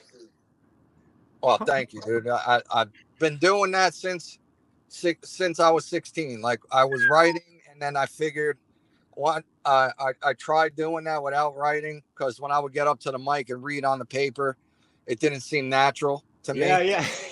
You yeah. know, it wasn't a good feel. So I just kind of naturally just started doing that, and it was writing in my head while I was walking and shit and thinking of shit, and just repeating the punchline, and then trying to fill it in, and think of what to put before that. And yeah, so I've been practicing that since a teenager. I Fuck, man. mastered it. But I don't put a beat on. I don't think to myself, all right, I want to make a song now. I feel it, and throw a beat on, start listening to it. I gotta just like go about my day, go about my business, and if it just comes on to me, Mm. I'll put an instrumental on anything. I'll skim through my phone or whatever, the internet, and find something and just listen. See if I find something that like resonates with me, at the moment or whatever. And if something does, uh, I'll save it, and then just play it while I drive, or while I'm going to the store, while I'm on my way to work or back home. Every now and then, not even like religiously, not saying like, okay, when I get out I'm gonna listen to instrumental and come up with some Right. shit. I'm just throwing on if I feel it, if I feel at that moment. And Exactly. Being in the moment, brother. Yeah. it has to be, and it has to come to me. Mm. Nothing can be forced. So there's periods where I am just in a constant creative mode. Like it comes in waves, like, so Yeah, I'll be yeah, yeah. it'll be like a couple of weeks or a month where I'm like flying creatively, and I'm just throwing on instrumentals as I drive, skimming through shit. Some shit sticks. I'll think of a punchline in the middle of a song, or I'll think of a hook that I like for one beat, then go on to the next thing, then come back to the other one. I'm all over the place with it. And then finally, like, after listening to it so many times, it'll just start to come on to me like out of nowhere. I'll start to come up with more and more shit for it, and then hone in on it and line everything in. I kind of do things my the way I write is like kind of like backwards. I think of what Oh I want shit. to say. I think of like a punchline or the point that I'm trying to make, and then I go backwards and try to rhyme that phrase with as many words as I could that makes sense in a way that Yeah. up to the point that I'm trying to make. You know what I'm saying? And then I Ooh. decide at what point of the song do I want that point to be made. Where does it sound good? Sounds good to kick it off.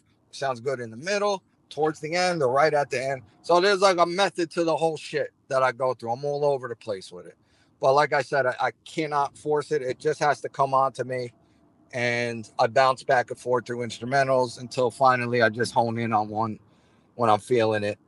And when I'm in a creative wave, I'm just and chorus together, just all of that. And then when I'm ready to go home, and I do the damn thing. It could be anything, you know, like I could be feeling shitty, could be pissed off at someone or something, hear like a more angrier copy, and I get, you know, I don't know, creative juices flowing through that. Or if I feel good, weather's nice, I'm driving, windows down, nice breeze, I'll throw on a more smoother kind of beat and start thinking of shit for that. You know what I'm saying? So anything could be my influence, or, you know, the spark of my creative drive at the moment. But again, it just has to come natural, has to be in the moment, and I don't force anything. Some songs are in the works for months, bro, that I don't just finish and wrap up. I just leave them like floating in the ether until I'm ready to just put everything together. You know what I mean? Fuck yeah, If but that that's makes some sense. mental mastery, man. Holy smokes. I'm like thoroughly impressed with that breakdown, man. Thank you for sharing that. Wow. Oh, That's incredible. thank you, bro. Thank you. You don't hear this that often. You know, you always hear like, I got my pad and my pen, my pal and my friend, you know, like the Tribe Called Quest song. And it's like these anthems of like, yeah, this is how you do a hip hop song type of thing, or whatever type of song, you know, people have a, you know, and that's not to say it's like a cookie cutter type of way of doing it, but, you know, that is quite a But unique. like what? Yeah, I respect that for sure. But it's like, Me too. Oh, yeah, yeah. how much like can you really think about what you're really trying to say, and perfect it and put it in the best way possible, in the most powerful and effective way that you could do it, you know? Just jumping Right. in the studio and grabbing a pen and pad, and you're feeling the beat at the time. And I'm not saying like that's great and you can come up with good shit. I'm not saying that. Like, to me, I don't get down like that. Like, Yeah. I want to fucking hit people in the gut with every song that I put out. You know, I want them to get the chills, you know, like I did listening to my favorite MCs. I want you to hear like a phrase, or like how many words I rhymed and made sense out of it. Like, wow, that motherfucker just killed that shit. And that was powerful as hell, you know?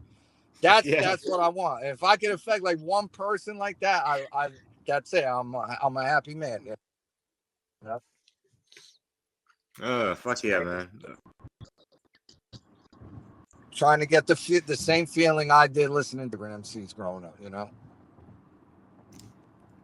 Voila. It's like, yeah, paying homage, paying it forward, and, you know, the each one teach one type of things. And, you know, who's going to keep you know, the torch lit and holding that shit high, even higher before, and, you know, keep the standard high, raising it up, even possibly, whatever. And it's just like raising it with our consciousness, first and fucking foremost, right? Right. Exactly. So even though, like, see, that's what's crazy about life, bro. Like, even in the negative, you could take some positivity, or use it in a positive way. Like, listening to the dudes that I did growing up, their message was terrible, you know what I mean? But I didn't pay attention to that. You know, I didn't want, they're talking about killing people and shit. Like, I didn't want to go and kill people. I just listened to the way they worded it and their flow patterns and shit, and thought that was so impressive and creative, you know. And I wind up that beat was so tight, man, too. Talk about the beat. No, just kidding.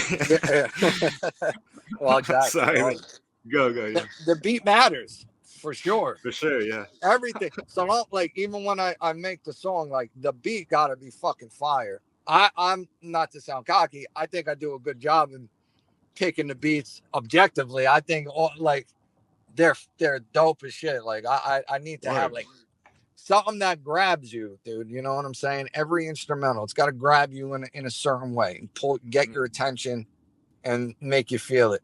I can't do like, there's certain like instrumentals and styles of hip hop beats that I won't touch, because I don't feel the soul in it. You know what I mean? So everything down to the beat you pick or the beat you make is like strategically mapped out. for sure. Yeah, to have that conviction, that with yourself, paired with that, proper inspiration to it and all that, and Hell yeah. sticking with it, right? Hell yeah. It's Mm. all in a weird way. It's almost like the beat tells me what to say. It's hard to Ooh, explain that, yeah, yeah, yeah. but when I listen to it, that's where it comes from. You know what I'm saying? Like, it's Mm. like I'm not really even really.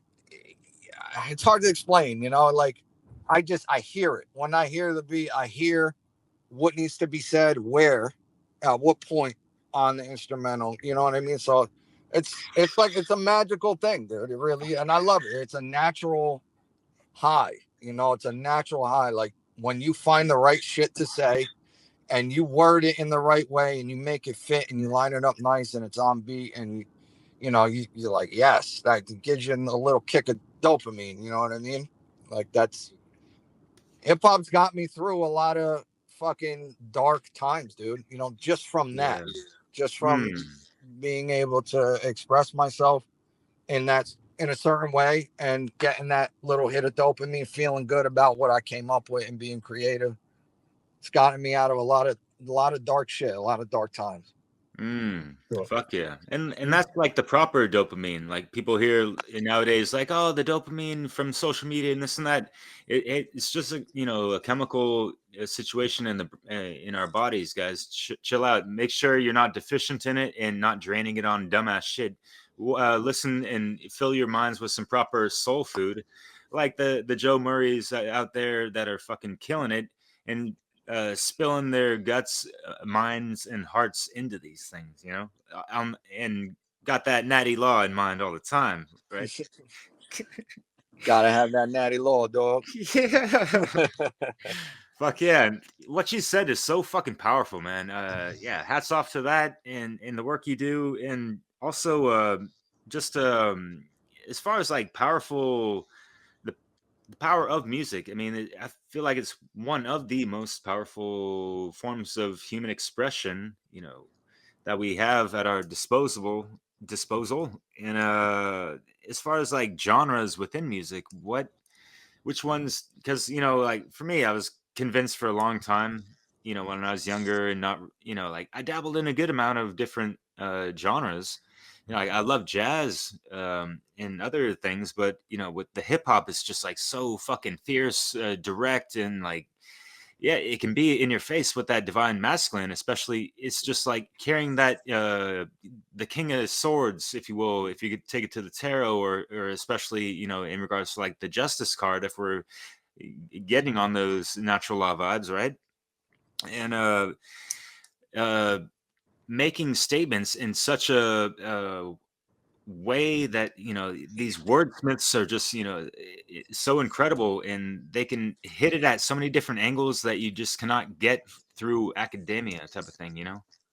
But that's not to say that other genres are doing the same type of messaging just in their own distinct ways and all that stuff, like heavy metal, like listening to what Seth Exposa and Mark Passio and other cats in that work share and also play themselves. Like Oh one yeah, I the love, work bro. is like Listen, full of musicians too. not to fan out on Mark Passio, but that his fucking the punk band, Founders, the Founders, the EP they put out is so dope, dude. I couldn't believe that he right? fucking sang like that. What fucking Yeah. this guy's got some fucking pipes, dude. Fuck yeah. Really dope. I fucking love that shit. Yeah, bro. Listen, I mean, Rage Against the Machine. I used to fucking love them, dude. Like I love Yeah. Tom Morello's riffs were phenomenal. Like Mm. his they're simple, but they're just so heavy. And like I felt that whole style. Like I love that shit. If I could spit with a fucking like rock hardcore funk rock band behind me, I would love that shit. I would do that shit in a heartbeat. I would switch it up and just do that. But I was big on Rage Against the Machine for a long time, and they Yeah, said a me lot of too. good shit, dude. Yeah. And look, they turned out to be Okay. fucking Charlatans. libtard shitheads, fucking requiring the vaccine at their show. What a joke! Yeah. But wait a minute, you're talking about the New World Order and fucking fuck you, I won't do what you tell me, and all this Ah, bullshit for so many years, telling people to wake up to what, bro? You're fucking going right along. You're towing the party line. That's crazy to me, yeah. man. That was So so disappointing, upsetting. man. Yeah, so disappointing, dude. But to make the point or make your point, like I could do it in any music genre. Rock is fucking awesome too, dude. Like, there's Fuck yeah. Yeah. mad good song like Francesco has on his show, like the Truth to Music. Like, there's been so many good rock songs that have dope ass powerful messages that were put in like a beautiful way. Like, we need more of it. We need more of it in any Yeah. style. If you're a musician and you know what's up, like, do the damn thing. We Any need style. we Yeah. need more noise, good noise getting put out into the universe, dude. Send those frequencies out. Wake up some minds, like now, like right now. I need it ASAP. Yeah, But yeah, especially when the airwaves are flooded with, the bull crap and all that. absolutely. Lamestream media. Oh, what a joke! How anyone could even how anyone could listen to a word these fucking people say, these notorious lies. So it's just such a joke, man. Yeah, and like, for us, who've just, are more focused on, self-mastery and studying, the more esoteric sides of things, like, yeah, the lamestream side of things, it's like I downplay it just like that and just like cut it off because it's just such low-hanging fruit. At this point, it's like, why are people still wasting their times on these things? Like, Bro, like I like that. Bill step Hicks away has from like the vehicle. Bill Hicks has a I don't know if you're familiar with Bill Hicks, bro. He's my favorite comedian of Yeah, I all was time. gonna say, fuck, man, because you're one of the few people that have him incorporated in your music, as well as the first person that I've ever heard, uh, other than uh, I thought I was the only one, and I didn't want to be. I was like, why am I one of the few people that actually like sound sampling folks like the Manly P. Halls and this and that? But it's like, wow, that Joe Murray is like sampling Mark Passio and fucking Max Egan. And also, and yeah, some David Icke up in there. Yeah, there you go. So yeah, respect. Yeah, bro. Bill Hicks had a great like bit Love in that his guy. Yeah. one of his stand-ups where he was talking about music. Like, I think he was making fun of Rick Astley, like "Never Gonna Let You Down." He's like, "What? When did we start accepting?" Like, when did we start accepting mediocrity? Like, like in music, he's like, "Play from your fucking hearts." Like he had a Yeah. dude. And it's so true. Like, I don't Mm, care if the motherfuckers all if you guys are all doped up on drugs. Play from your heart, dude, and play some real shit. That real soulful shit. Like, where's the originality and all this shit? I have nothing right. wrong. I have no like qualms with people use everything digital and shit. Everything's a keyboard. The drums are like, okay, but be original. Make some original shit, like some original sounding shit. Be creative. Be weird. Be weird. Be different.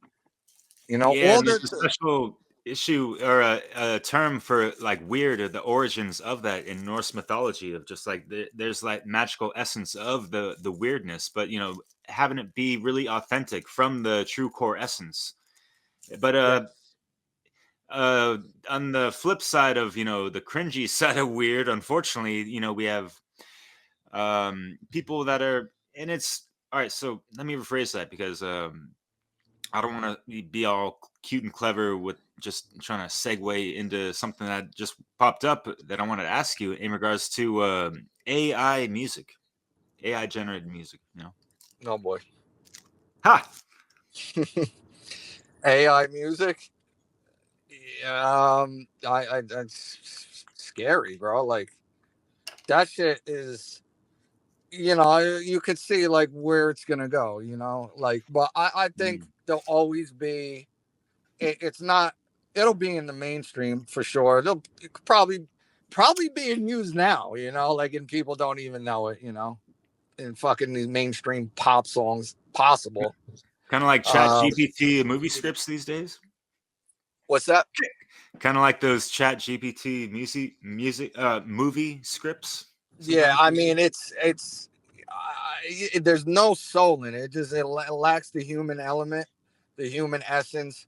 So people there'll always be like a subset of people that will want real shit, and that could feel the soul behind the music, behind the artist and what the energy that they're putting out. There'll always be like a calling for that. You know what I'm saying? So I don't think it may take over or be prevalent in like the mainstream arena, but people will always want real shit. So, and listen, the whole AI thing, dude, like if we were an enlightened populace, that and the technology ran on didn't run on like harmful fucking frequencies, it would be a great fucking thing. It would be a phenomenal thing. Why shouldn't we have some shit like that, that could help us out, help us build infrastructure, help us with figure certain shit out, you know what I mean? Like that, it would be a great thing. I'm not with this fucking go back and live like the fucking, the caveman or like the Amish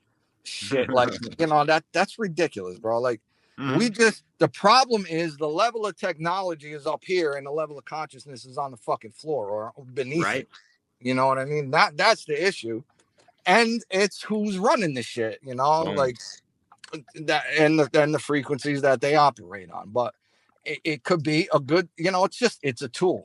You know what I'm saying? Like my brother uses it for his business to like write up estimates and job proposals. Like he'll use like Chat GPT. He just talks to it nicely. He's not angry with it and asking it stupid questions. Like you talk to it like, a gentleman, and you get a proper response. It don't have to necessarily be evil. Like, bro, I fuck with it because it creeps me out. But there's a kid at my job that's old, he's a younger cat. He wears the fucking glass, whatever they do. The watch, the Apple Watch. And he talks to fucking Gronk, on the regular, bro. Like, so that I do plumbing, like I said before, and we had to figure out how to fucking hang a double vanity sink, a floating vanity, like it's off the ground. A big ass bathroom, a multi-million-dollar house. We had a board underneath it. Before I even pulled, he speaks to this fucking thing. And it's talking to him like I'm talking to you now, dude. Like it's pulling when he cuts it off. Like, oh, no, go ahead. Allows you to speak. Like it was so fucking creepy. But he asked it for the measurements. He gave it a diameter of the room, bro. 2 seconds. We didn't even have to pull out a tape measure. Like everything was like figured out for him. Like, oh, okay, well that's pretty fucking cool.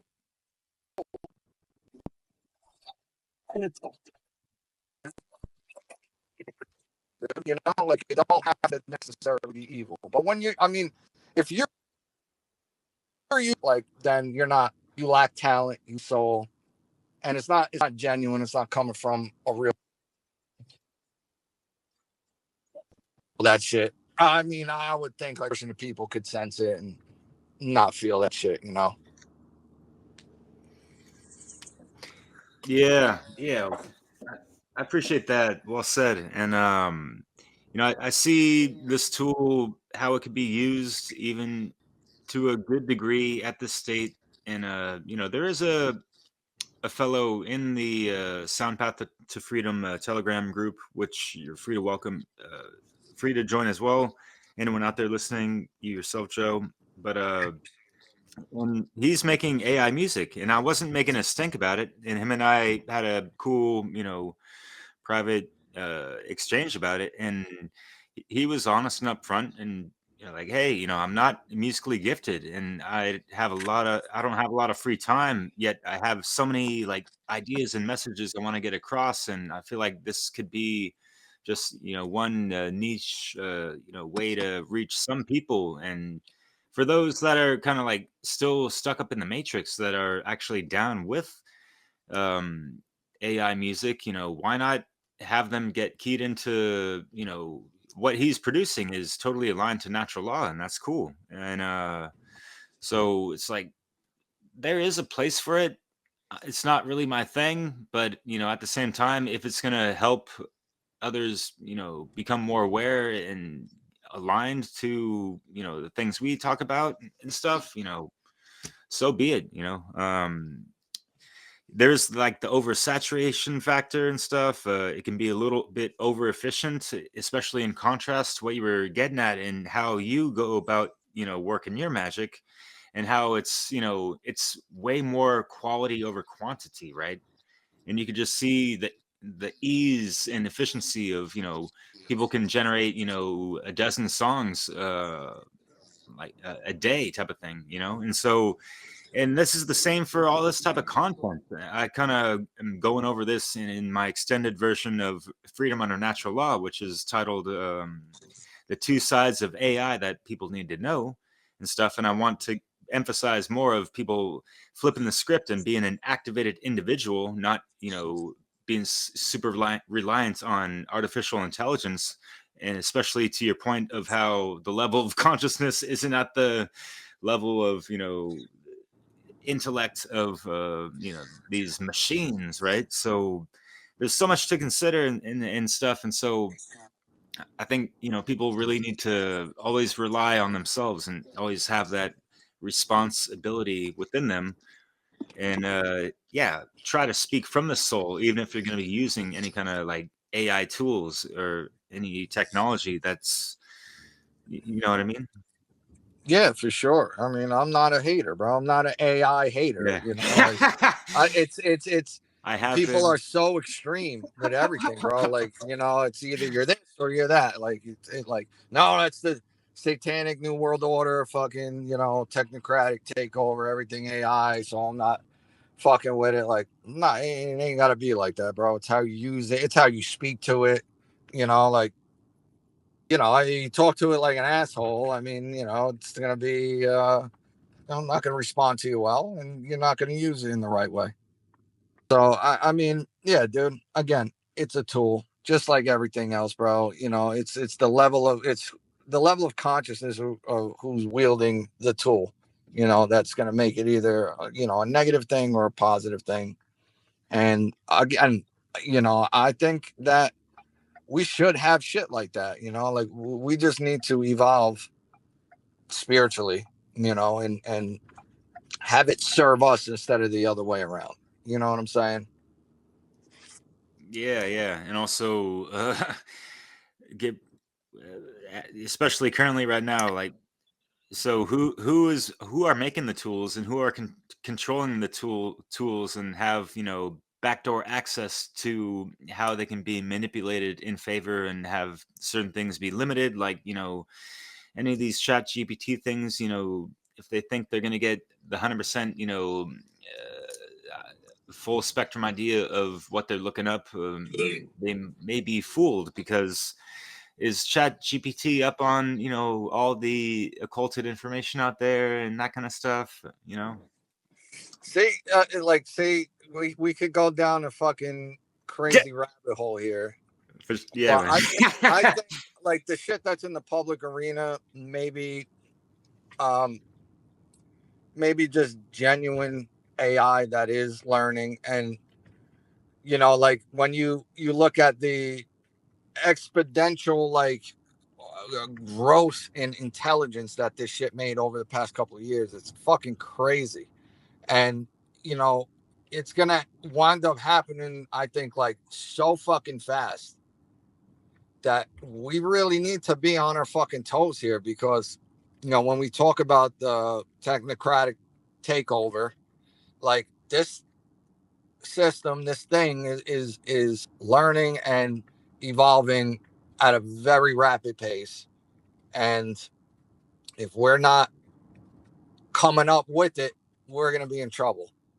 um but I think it's hard for me to even put this into words, bro. But if you're on to David Icke and what he says about it, that kind of sits right with me. Um, Mm, so what he's saying is that ultimately this force, this you know, disembodied consciousness, this unseen force that's really controlling the game, the whole game. And I'm not talking about reptilian. I'm talking about beyond that shit. because I've come to believe, I don't know, but I've come to believe or feel within me, especially all the hell that I went through over the past 2 years, something is telling me that there is a force like a Satan, like Shaitan, where people talk about, like there is like one overarching fucking master, like that. If they're ins and grays, demons, whatever the fuck you want to call them, it doesn't matter to me. There's factions and hierarchies up in there too. Yeah, for sure. I'm convinced that they exist as well. I'm totally convinced. I had a near death experience during this whole shit that I had a very strong sense of, when I was going out, of a serpent, of some kind of like reptilian form. I'm not even joking, bro. Like real shit. People could take it or leave it, believe whatever the fuck you want. But I felt a presence of something, some kind of a reptilian. It's very hard to describe.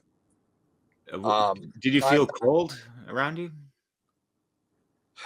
Honestly, I was so fucking out of it, bro. And I was going, my body was like shutting down. And damn. Yeah, I had a very bad experience. I'm not going to get into detail, but sure, yeah. I pretty much, I was on my way out, and I had a sense of that of a reptilian presence. I'm not gonna. There's no other way to put it.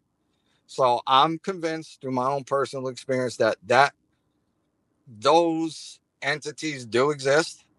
But I think it goes beyond that. I think it is, they're serving ultimately, a master that is, like David Icke says, bro, like a disembodied consciousness that wants to assimilate everything, that wants this.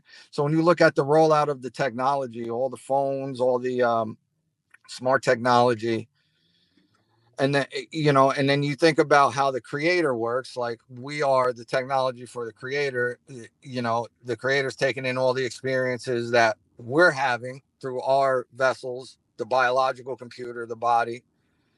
This thing is the inverted version of that.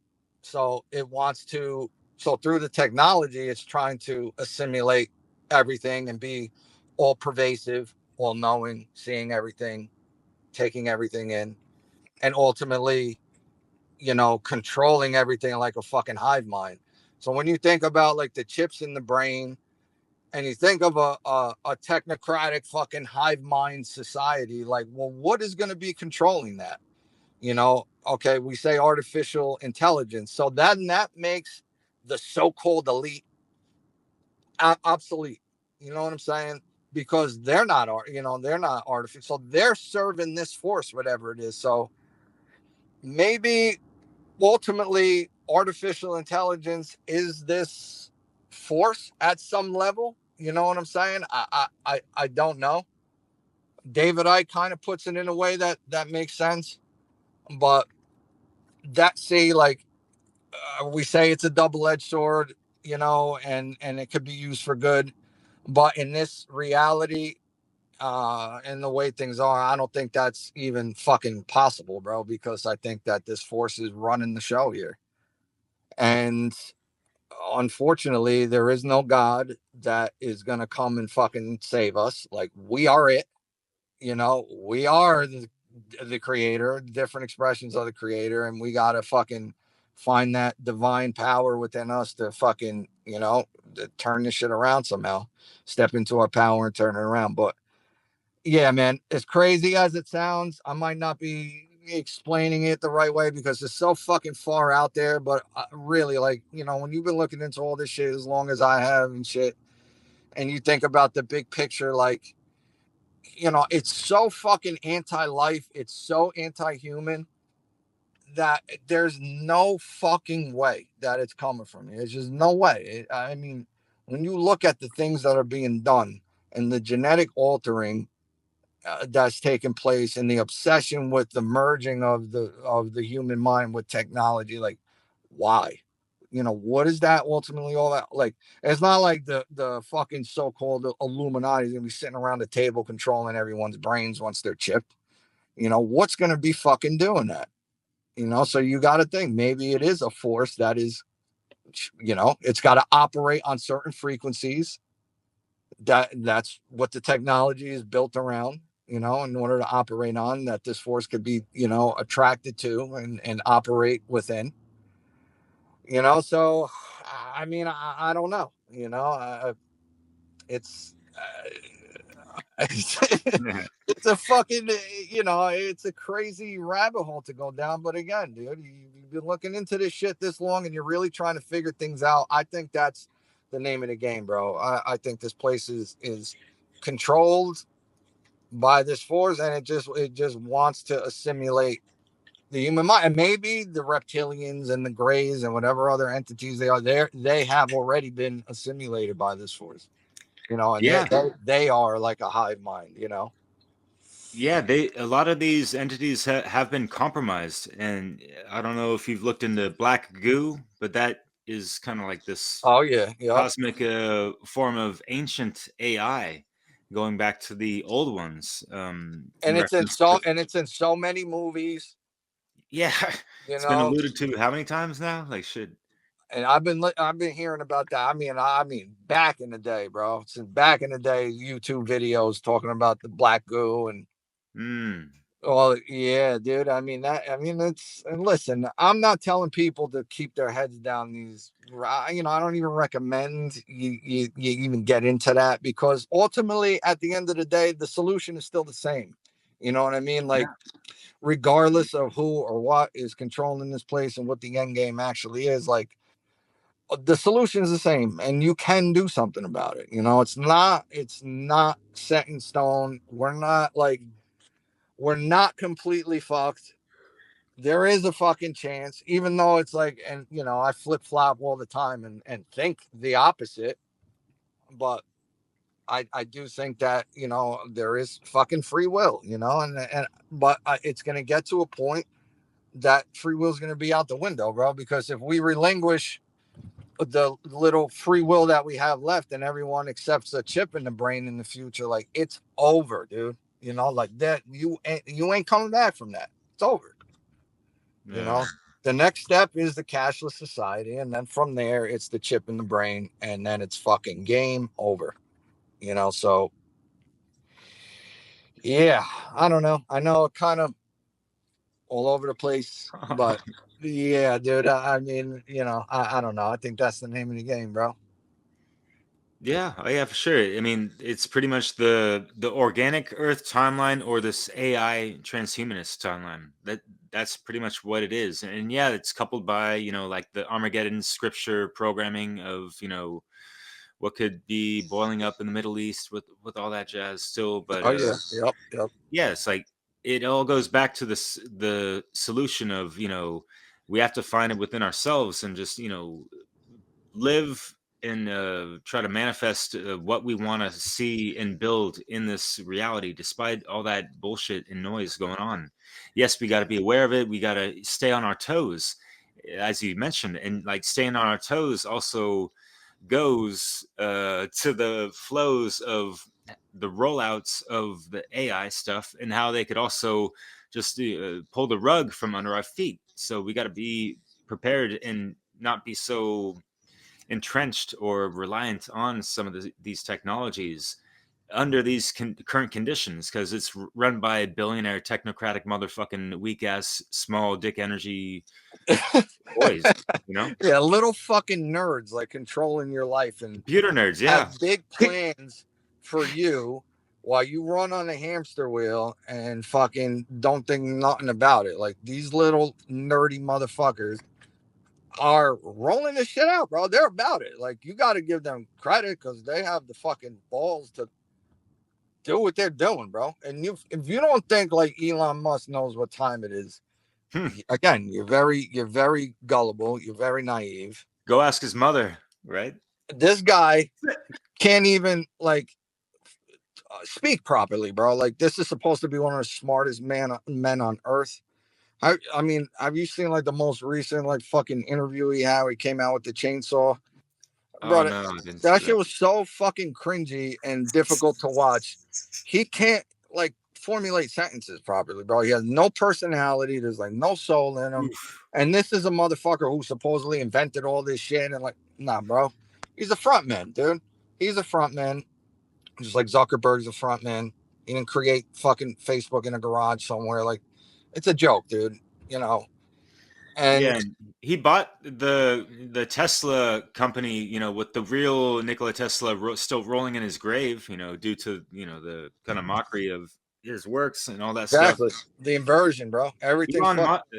that it was a something that was already being invented that he just ended up buying and put it under his own kind of name brand type of thing Yep, that's what with they do. government grant money, right? Whatever, in the beginning. Anyways, Yeah, the guy's like the biggest subsidized, you know, socialist dweeb on the fucking planet, bro. And you fucking right wing idiots think that this guy's pro freedom, bro. This guy gets fucking hundreds of millions, bro, of subsidized government money, tax cattle money, for his fucking alleged programs.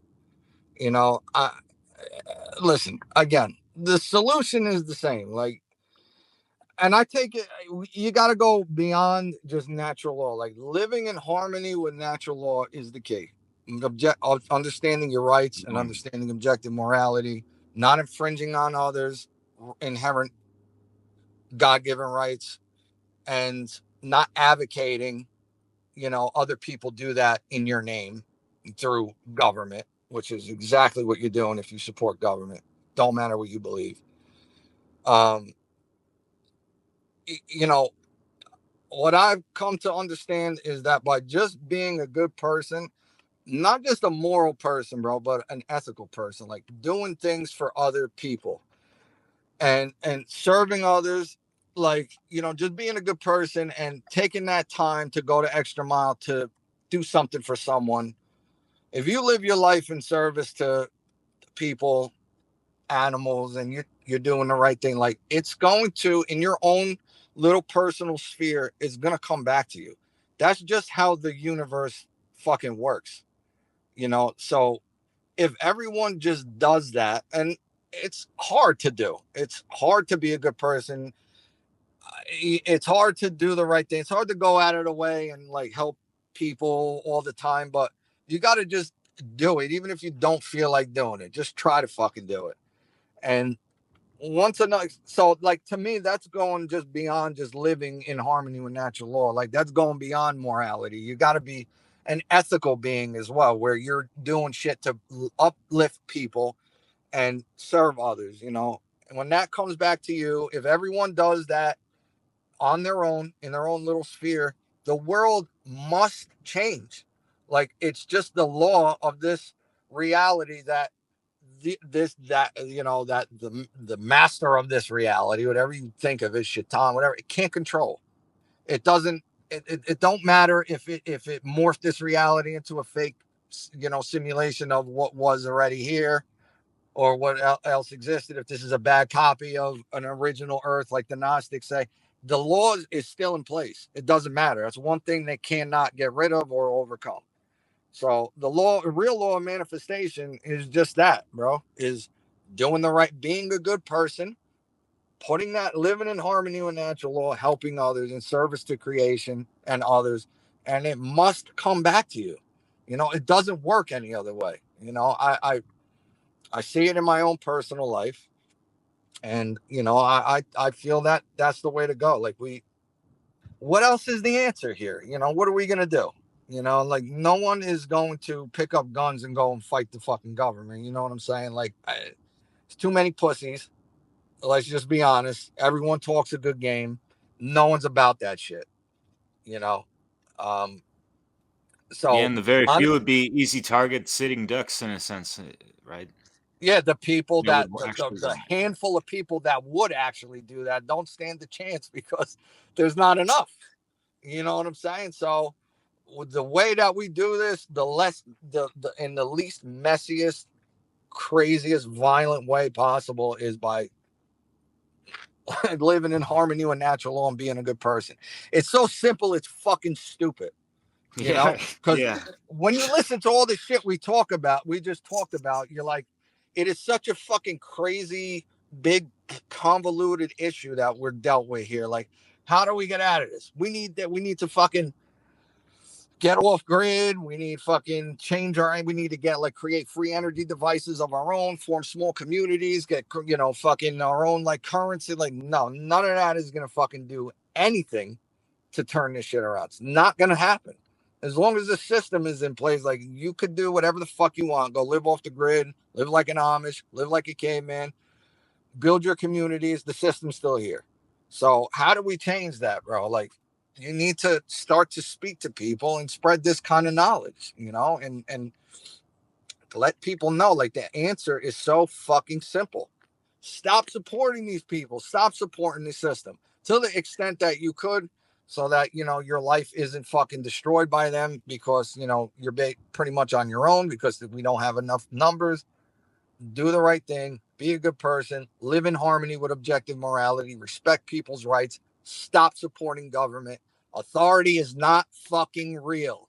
There is no such thing as any human being having authority over you or anybody else. It is a fucking mind-controlled cult belief system that's been pounded in your brain.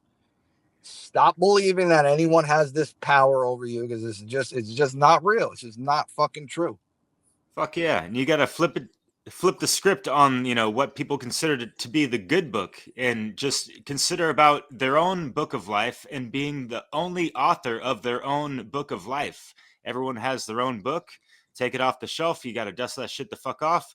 Take that Excalibur pen you got and, you know, write some good chapters, line by line, word for word, syllable. You know, you might have to, you know, clear up some of the residual of, you know, the unconscious aspects, and it's just a stepwise step process in regards to that streetwise spirituality and all that shit, right? Absolutely. Well said, bro. Like, Hey, you too, know, man. who has a higher claim over your life, you know, and your property than you do? Like, it's just like, you know, if you ask a status that, you know, I don't think they ever really like thought about that.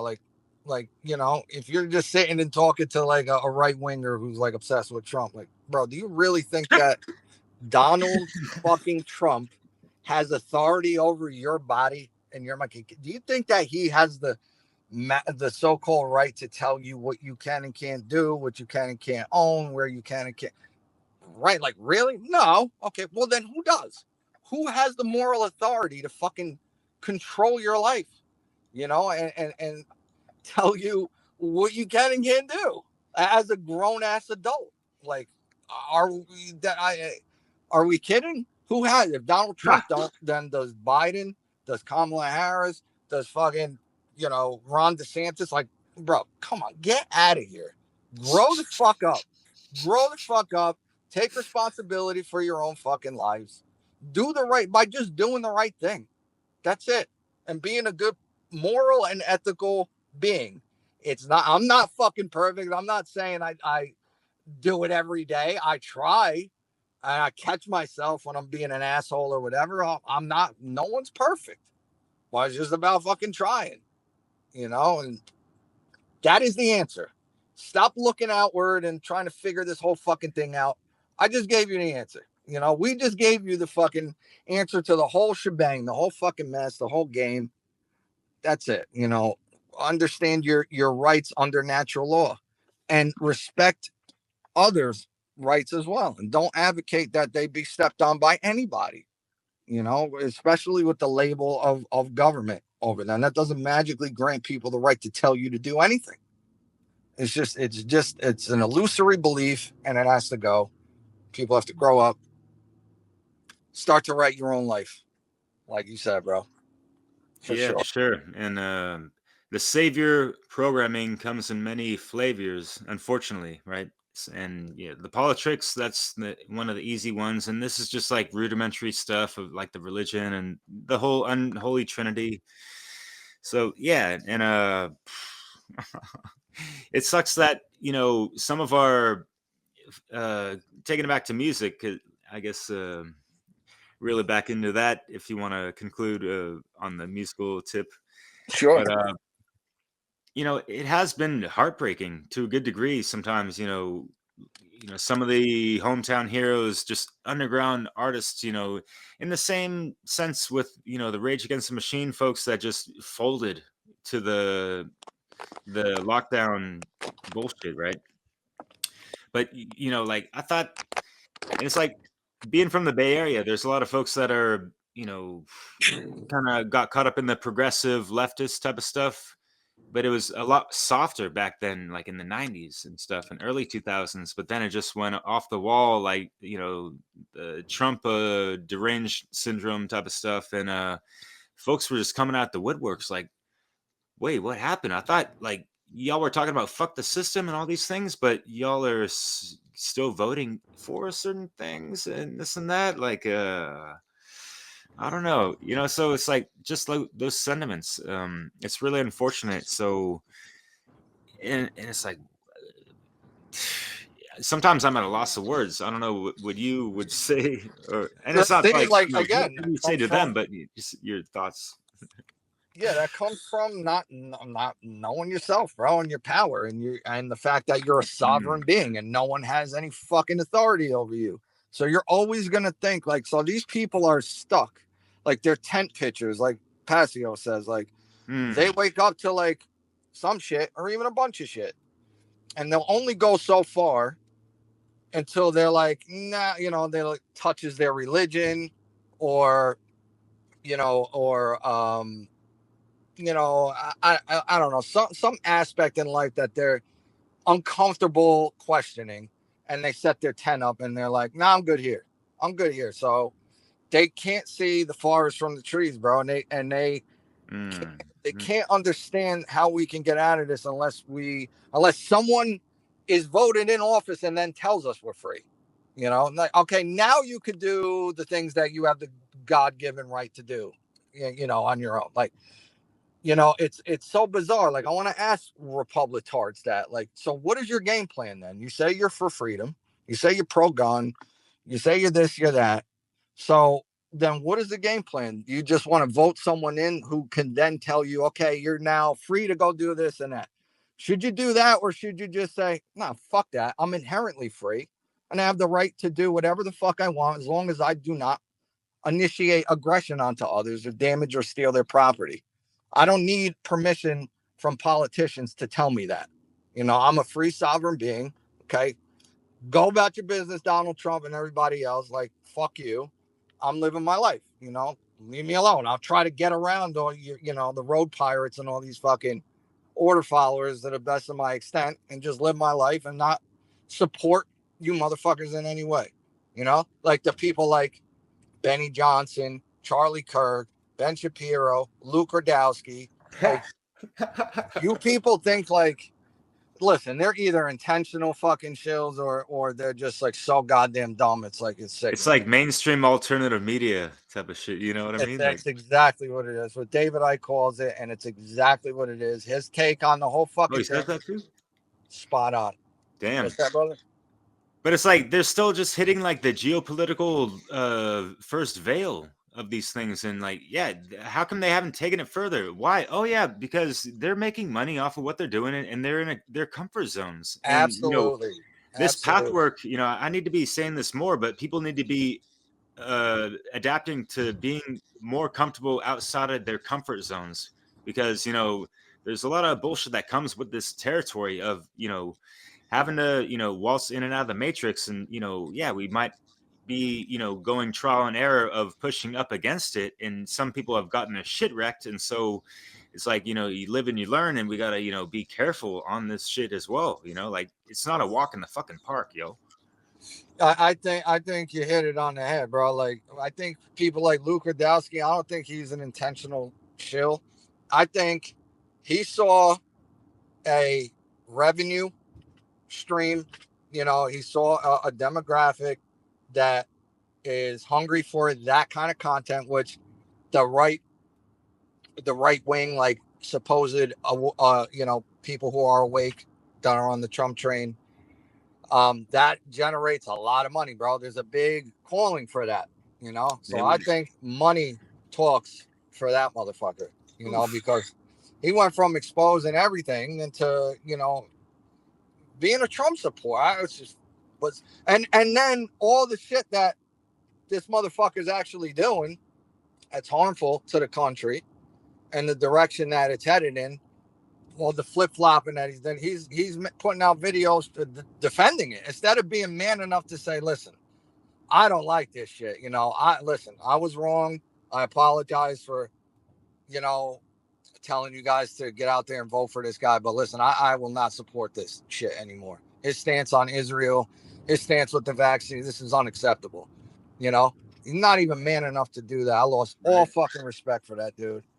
And yeah, you know, getting back to what I was saying, it's people don't see a way out unless it's through the system. Their mind is just stuck on like in, you know, within the perimeters of the system. Like we need someone to just be voted in to then tell us, okay, income tax is gone, any fully automatic weapons are allowed, travel without a passport. You know, like, bro, why do you need someone to tell you that you now have the right to do that? Like, it's so fucking stupid. Like, you have that right. You have that right. And if people don't, I mean, we talk about rights, and I've said know your rights a couple times on here. What your right is objectively, not what I'm making up. It's just common sense. You as a human being have the right to do anything you choose to do as long as you don't harm others or damage or steal their shit. The end. You know, like that's it. It's not a big thing you got to figure out. That's what it is. Do whatever you want. Don't infringe on anybody else. Don't hurt them. Don't impose your will on them. Don't damage or steal their property. Don't lie, cheat, and steal, or harm, or advocate that be done onto other people. How fucking simple is that? You know, they think they abide by that by those principles, but they've been just suckered to believe that when it comes to government, like, no, okay, well, these people have the right to do this, even though I wouldn't have the right to do this to others on my own as an individual. These people, they have magically obtained the right to tax and tell us what to do, put strobe lights on their cars and pull us over and extort us for a fucking stupid sticker on a windshield or whatever it is.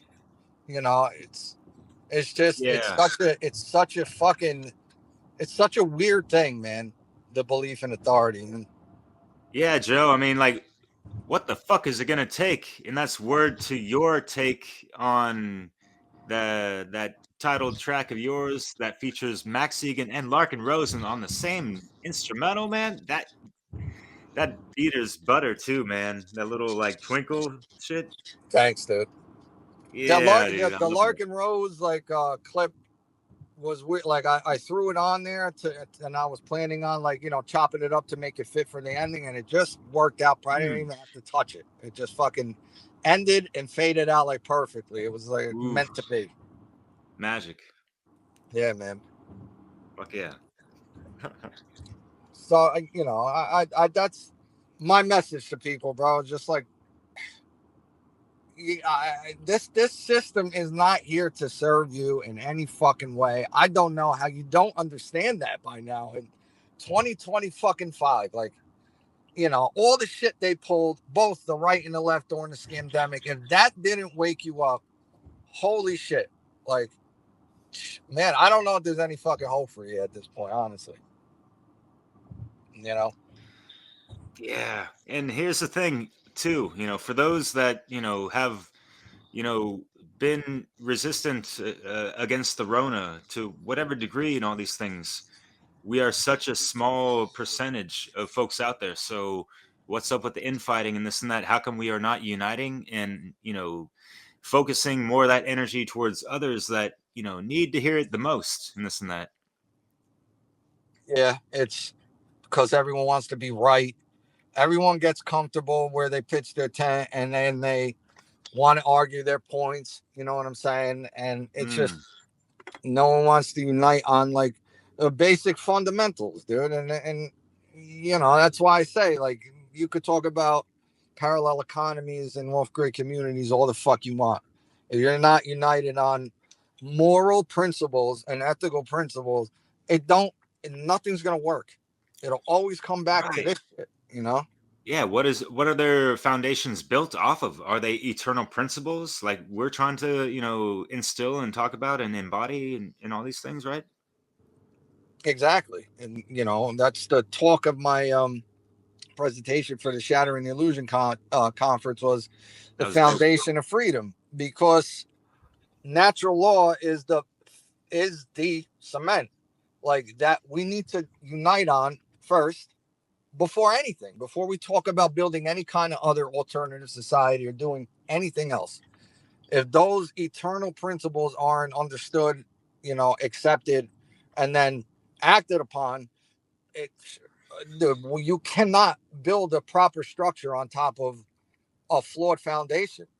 If the fundamental premise on which you're basing your reality on, the way you view the world, the way you view everyone else is like flawed, like you cannot build a solid foundation on that shit. Yeah, and like one's inner foundation of and their proper worldview also and all these things, right? Yeah. Absolutely. It's Something to get at that, yeah. yeah, sorry, cut you off. No. I just wanted to throw a little one-liner in there. Yeah, man. I like I said, I mean, the answer is just so it's so simple, and I think that it's just very difficult, bro, to get through the minds, to get through the status mind, bro. Yeah. I really question, as I've said in like a recent interview that I did, like I with Crip Rick, with shout out to Yeah, Crip I knew Rick. it. That was dope. I listened to that. He's such a good dude, man. Fuck yeah. I think the majority of people are fucking NPCs, bro, because like I don't like, in order to get you cannot get through to these people. So it's like, no matter what they're shown, no matter what's said to them, nothing resonates, nothing shakes them up to be able to question their reality. And it's to me, it might not even be real, so I don't know, bro. It's because it's so bad, it's so stupid, that you really question, like, yo, bro, are there really NPCs here? And then it's just like the people who are awake are playing this game, trying to figure this shit out and fucking turn things around. It's a bizarre reality we're in, my friend. Let me tell you, to say the least. Yeah, shit, and like it's funny because things are so stupid because like people used to be us growing up and this and that, and it's like quoting what Ronald Reagan said. I think people won't believe what you're saying unless they saw it on TV, and so it's like that rhetoric of like, oh, you're telling me this, I didn't see it on TV and this and that. But also in today's age, it's like, oh, you're telling me this, well, I didn't see it go viral. You know what I mean? And so it's like, and then we got to have this hyper reality simulacra simulation thrown into the bullshit AI saturation. I'm talking about like all that weak shit that's just like generated. It's not even a dime a dozen. It's like a dime a 100 nowadays, So it's like the competition is getting stiffer, yo. What the hell? Like stiff robots, man. What the fuck? I know, bro. And I think that it's most people, the majority of people, aren't going to even question their positions until it just got to directly negatively impact them, like them personally. And that's what we're trying to do to like subvert and to avoid that avoid, shit. right? Yes, exactly. Yeah, man. And so like just to segue and kind of conclude it, because it's been like going on. This video is going to be like 3 hours. And we went from totally just cool, an man. hour to fucking 2.5 hours. Keep riffing, man. That's all good. I got time, man. What we're kind of getting at is kind of like, so how are we able to wield our magic, use our art of persuasion in any kind of shape and form of all these different variations of consciousness expression, especially on these levels where we learn the proper natty law lessons, and you know what I mean? What I'm stressing. You've been rhyming throughout the whole shit.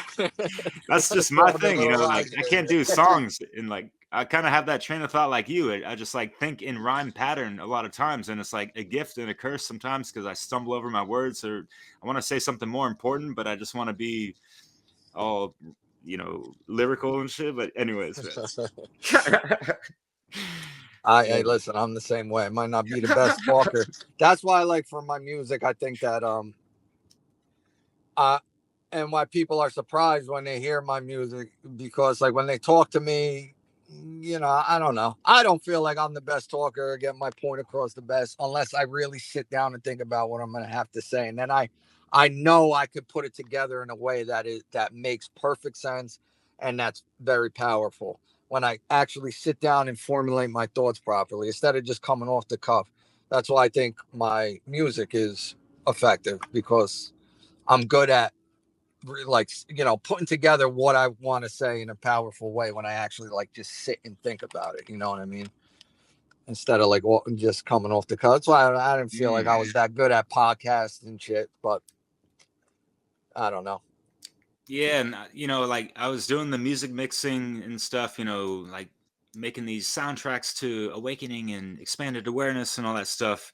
I didn't, get up on the mic and video until like the dawning of the Rona really prompted me to, there's that another fire under the ass. Like, all right, like the music stuff's cool. It's had its kind of effectiveness and limitations, and like we're in a dire situation, so let's do something else type of thing, you know what I mean? And Yes, yeah, it yes. was kind of rough at start and this and that, and I've done like over 100 different recordings that I haven't seen the light of day, and it's kind of like what you're talking about of just going through the mental process and formulating your articulation and having more refinement and all these things, and like building up that grammar and learning more along the way, and just what I mean. So Absolutely. That's why I think I can recommend anybody, if they're gonna pursue like putting out this kind of knowledge, really like get your shit together first. Like, you know what I'm saying? Like clean up your own house, and really understand the principles like that we're talking about, and that Mark Passio talks about. Really listen and really take that shit in and really integrate that shit into your being, and don't just get on. I wouldn't recommend just getting on the mic just to put it out there and try like yeah. think about your own unique, creative, artistic way that you could put it out to people, and take pride in your fucking work, and put thought into it and put it out in a way that is going to be the most effective for you. You know what I'm saying? I don't recommend people just jumping behind the camera. You can do that to practice, but I would say like really, do it, refine your craft, put it out in a good way. Like the enemy has all the money and resources for like crazy production and all this shit to throw all their fucking garbage at us. We need to be professional as well. You know what I'm saying? We need to look the part and speak the part. So I would say to people, get it together and put out like good fucking strong solid content that you take pride in, and put it out in a way that people can understand it. But you have to fully understand it first, not before you speak it.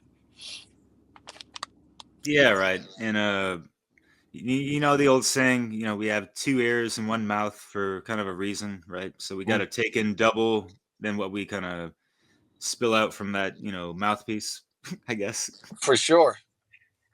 Take it Yeah. to the trivium, right, kids? Yeah, man. We need more. We need more people putting it out in any artistic form that they can, and people need to get on it. Stop sitting there. If you're someone who's taken in a lot of content over the years and you know what's up, you're hesitant to do it. You gotta help. We need your fucking help. We need as many warriors on the battlefield as it possibly could, because time is not on our fucking side, and things are not looking that fucking good for all of us. So get on the fucking Get on the ball. Fuck yeah. And like, word up to the Warriors. I don't know if you've noticed, and I forgot to really emphasize that for the listeners out there, who've, watched the One Great Work Warriors, I have included, you're kind of like, it's like the theme music, like you got that Warriors song, and I did like a little 30-second snippet for an intro or an outro sometimes. And it's just like, that's the fucking vibe, you know what I mean? Like the real truth speakers, That's dope. I did see that on your YouTube channel. Thanks a lot, bro. I appreciate you pointing that out there. Fits perfectly with Cheers, the whole theme. Thank you, man. Yeah, it's just trying to cross pollinate, and again, it's just paying homage to the greats out there and folks that we come across that are just putting out good work, and gotta circulate what is actually legit out there, because there's a lot of slop and all these things, and people are easily distracted. And I think music is a great way for people to be able to, even if folks are still kind of hung on watching fucking sports or whatever, listen to some Joe Murray or Mark Passio podcasts, or just go on the One Great Work Network. There's 80 content creators out there and stuff. There's always a 24/7 live stream, kind of like Brandon Spencer has on Rumble and other platforms, where it's like, the lives are being pumped out 24/7. So find any kind of motivation and inspiration that compels you to really, light that fire under your ass before it is too late and we do suffer more than really fucking is necessary. Think about the youth. We got folks got kids. I don't have kids, but my heart wept so many times thinking about what they might have to deal with 10, 20, 30 years down the line, right? Absolutely. I was just gonna say the same shit. Especially if you have Yeah. kids. I mean, this is unacceptable. I think is for the people who don't have the will to do anything. Once you have a kid, and what's up, you cannot look that little baby in the eyes and be like, nah, I'm not gonna do anything about this situation. Like, this is, to me, my daughter's all the inspiration in the world. Like, Yeah. That song is deep, yo. The on your album. I fought for you. Yeah, dude. Holy shit. Yeah. Thank Hard you, to bro. keep the tears away from that one, man. Shit. I won't lie. Thank you, dude. bro. Yeah, that's a feel you, very man. personal song for me, for sure. Fuck, I bet. And yeah, like I said, she's like my biggest inspiration, because like, now that I have a kid, it's different. I look at other kids differently. Like, I think my child is so special and so beautiful, but every kid I see, it's like that's someone else's little girl, just like mine. Like, and See that spark.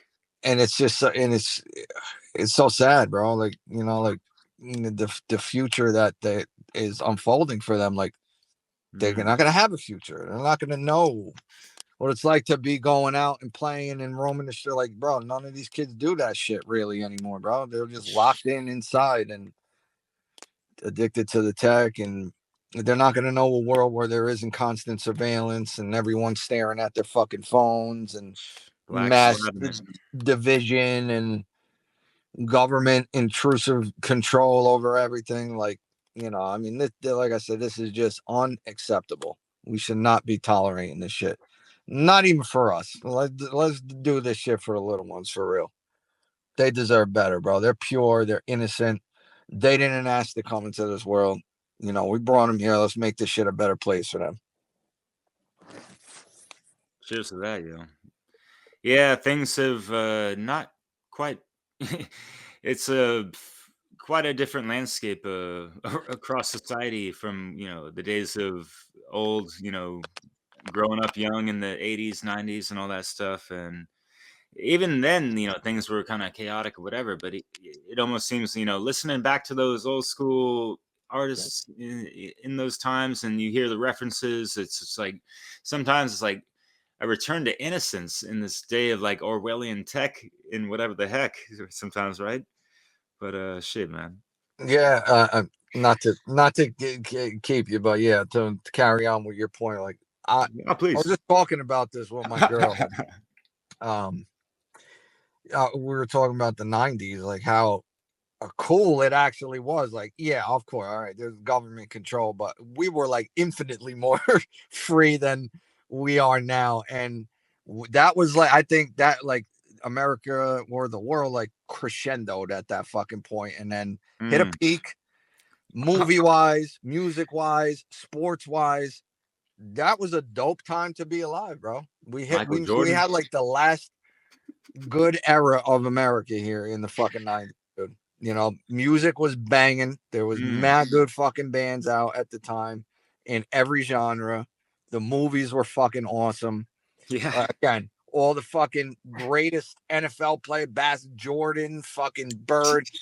You know, I Yeah. mean, I got to experience that shit. I'm blessed because like not Mm. everything is shit now. There is nothing like that time.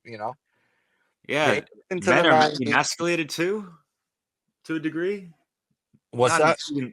men have been kind of emasculated to a degree. I mean, yeah, there's like the testosterone levels that have dipped over the years and all these things, and you see that mirrored in sports. And there, I played soccer for 20 years and this and that, and like I was like, please don't let this, flopping phenomena like carry over to other sports and this and that. And what do you see with LaFlop Lames, or sorry, Oh LeBron James or yeah, whatever oh the fuck, yeah.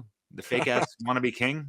Can't even touch these guys, bro, anymore, bro. You know how rough they played in the fucking '80s and Fuck. '90s? Like, bro, imagine going up against Jordan, bro. He'll fucking butt you, knock you on your ass. Bird, Larry Bird, the same animals, bro. How Yeah. dare you compare that fucking dude to Michael Jordan, bro? How dare you compare LeBron James to fucking Michael Jordan? You're out of your fucking mind. Yeah, I can't, bro. Honestly, I used to love sports growing up. I cannot watch a Likewise. second of it, bro. I feel you, I'll man. go to high school football games like with my family or someone who knows someone, and what those are interesting to me because Yeah. that they're playing with heart. Word. Football was my shit. I Oh was yeah. always good at football. I was a running back growing up. I'll do that, or maybe watch some Yeah. college football. But even there, fucking, there's so much money involved with that. You don't know what's genuine, what's not, who's throwing the game for whatever. Yeah. Yeah. Right. It changed so much, bro. It's everything. Everything. It's just a society. And again, that's the level of consciousness, bro, flopping, and so Ah! everything changes, Yeah, and it's just like real men wouldn't be doing that type of stuff. Like show some respect for yourself, and like where's the integrity? Like, Yes. Yep. right? Yep. 100%. Such a bad look.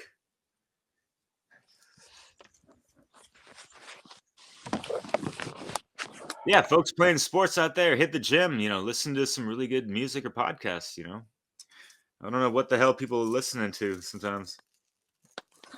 These days, I have no idea. All I hear is, well, I have a young helper that I work with, and he tries to play some some shit, and it's just like terrible, bro. Like, oh, I try to put him on to like, I'll put him on to the cats that grow Red Man and Wu Tang and shit like that, and like, bro, how do you compare that? What's being said there to what you can't even understand these motherfuckers, bro. Like they're intentionally mumbling their words. Ah!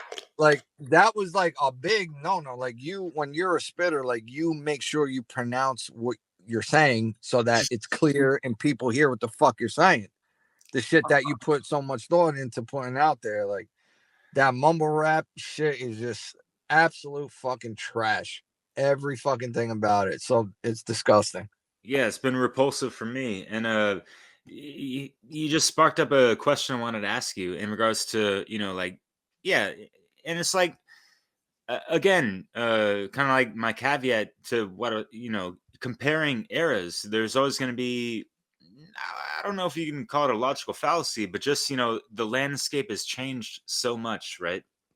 And there's so many different dynamics and all this stuff. But in regards to, like the quality of music and lyrics and all that, uh like the 90s rappers and hip hop underground cats, they started well in their teens, high school and all this stuff, and they had lower level technology. And there's a really cool track titled like Low Tech Introspect. And it's like much respects to those like recording songs in their fucking bathroom, because it like they have like no money and like low budget and like low tech and all these things. And yeah, people today that it's like the TikTokification of the instant gratification of this instant information sensation that's sweeping the fucking nation apparently, right? So you see what I mean? And like in a mumble rapping phenomena is almost a reflection of that. It's like they're hollow. They barely scratch the fucking surface. They're not properly initiated. And so it's really impressive how like the conscious rappers of our time, growing up, and this is why I wanted to start this series, because it's very impressive of even back then they knew about like talking about Illuminati and some esoteric stuff, and even the hermeticism aspects of things. Like I'm so fascinated, like what books were they reading at this time? Like were they keyed into Manly P. Hall or Jordan Maxwell or them cats, or you know what I mean? So what do you think about that? Yeah, I mean, if you listen to Nas's first album, Illmatic, he was fucking 19 talking about the shit he was talking about. Like, Right.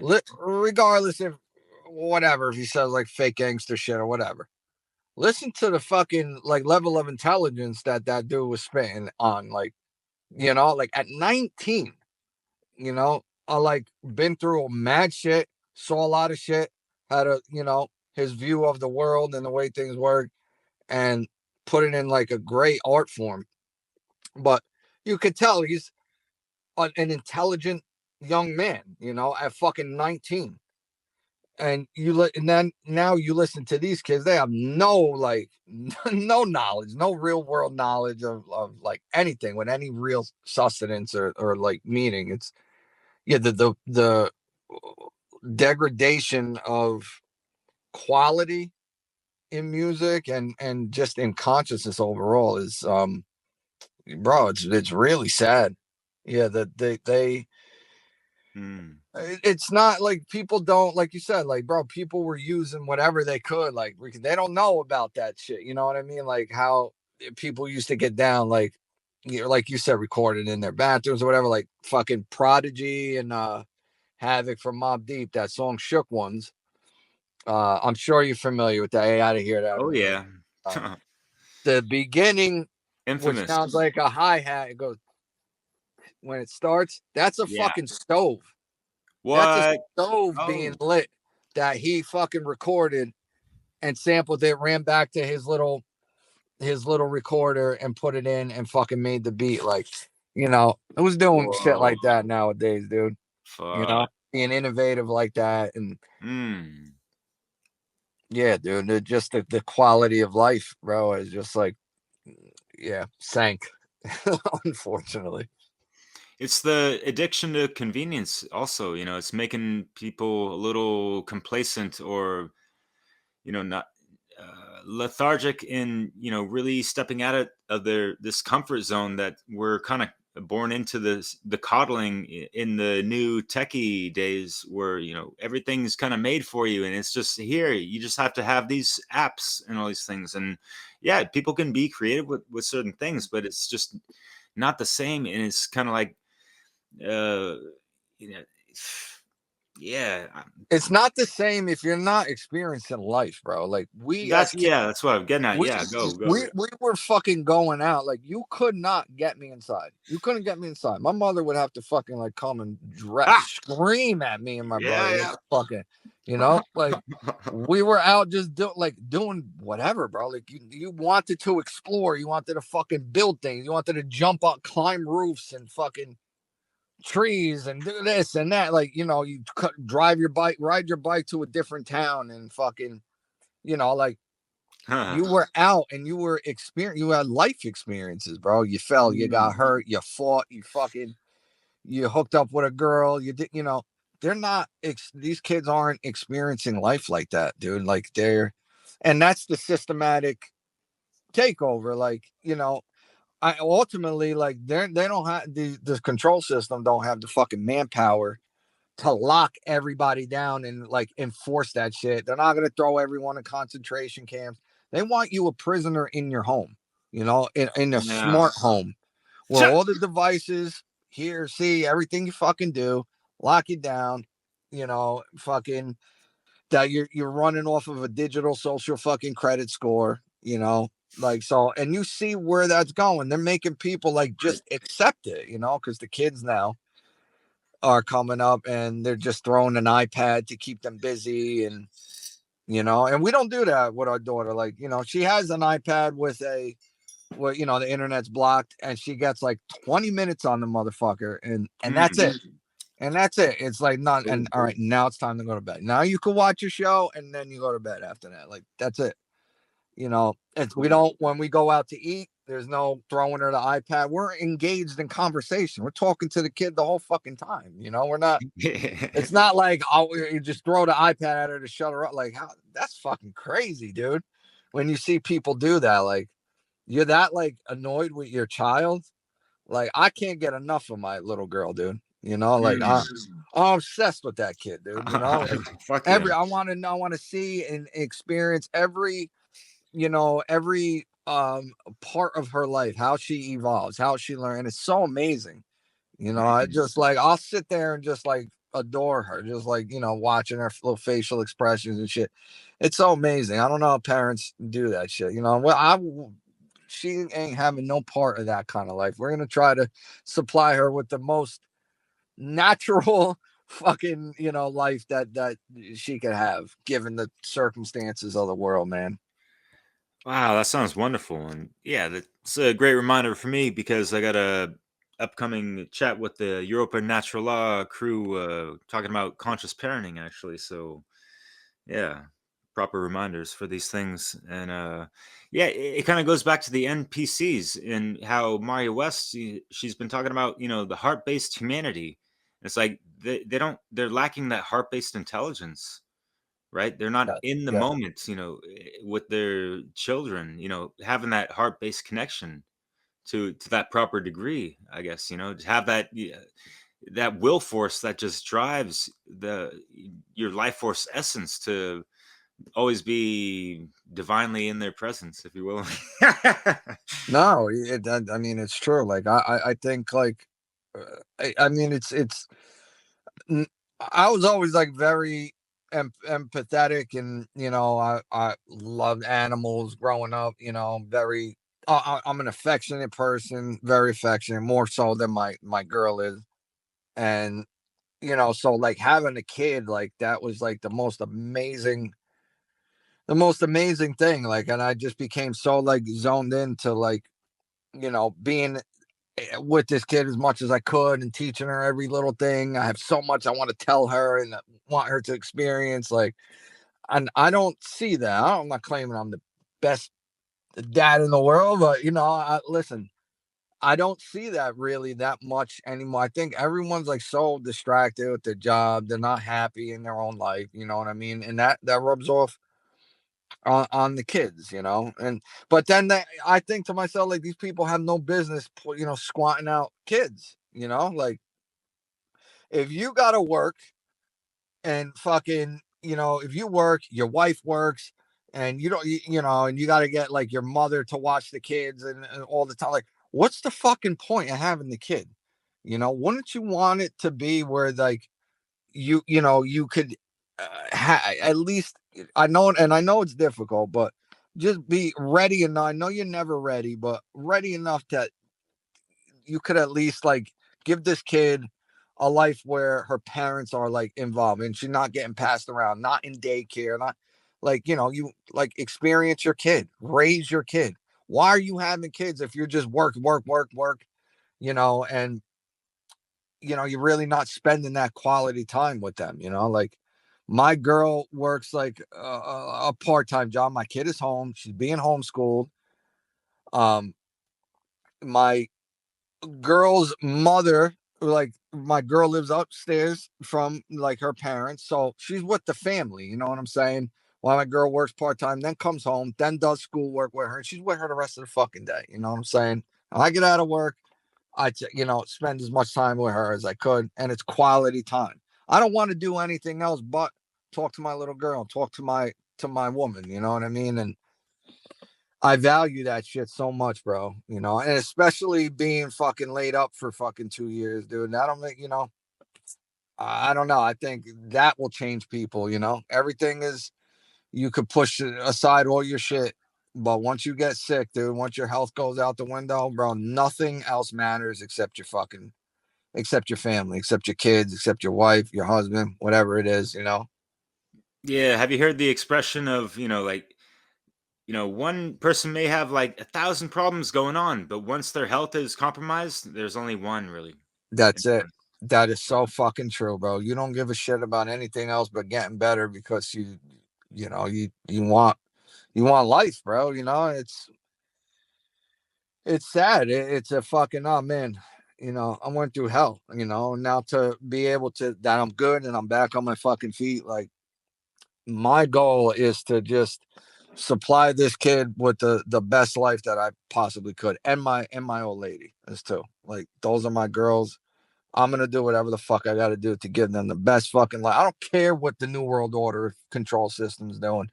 You're not fucking affecting me. You're not stopping me from making an honest living and being able to provide a good life for these girls. And that's the mindset I think people got to take on, bro. Don't worry about what they're gonna do, what they're gonna do next, and do that. Like, bro, have the mindset like nothing's gonna fucking stop you. You know what I'm saying? Like, and just do the right thing in your own little sphere and work hard, do your thing, take care of your fucking family, bro, because that's what it's all about.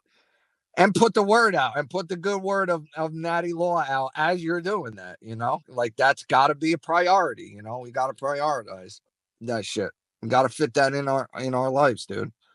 My goal from here on out is just music and my family, working, supplying a good life for these girls and putting out good music, dude. Good, uplifting, powerful, self empowerment kind of music, kind of switching avenues a little bit. There's only so much you could rah, rah, rah, and fuck the government. You know what I'm saying? There's got to be some other real meaningful shit. And I think self empowerment is where it's at. Like my man Diesel's been doing.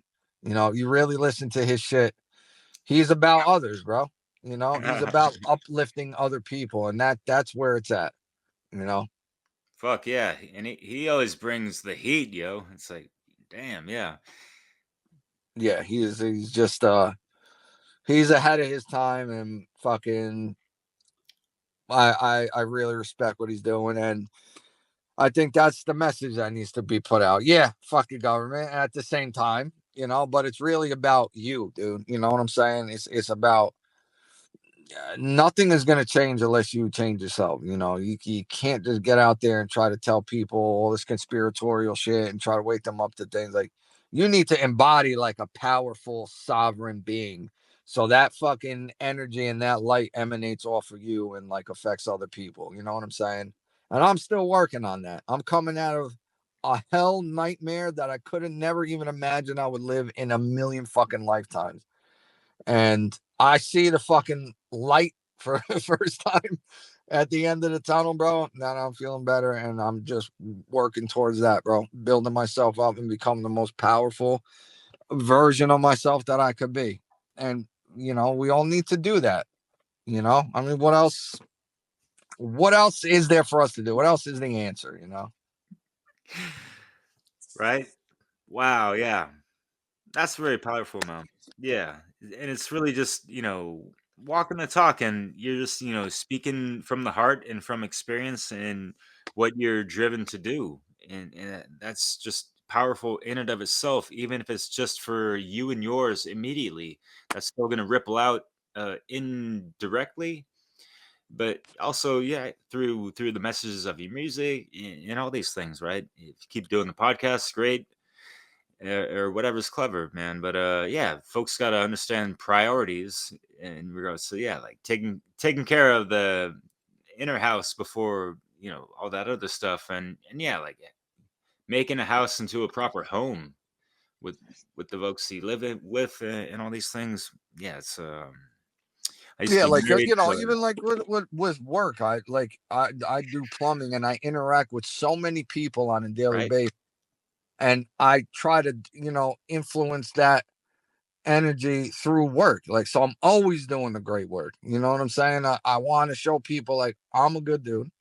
I'm gonna do right by you. I'm gonna do the best job, even if I'm hot, I'm irritable, I'm tired.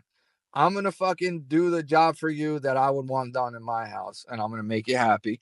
I talk to them, I make them laugh, I ask about their kids, what their interests are. Like I interact with people, and if I could throw in I could plant a little seed, say something about the government, say something about rights, and and the bullshit of a myth of authority. I'll throw that out there if I find a way in the conversation, and then what I'm saying.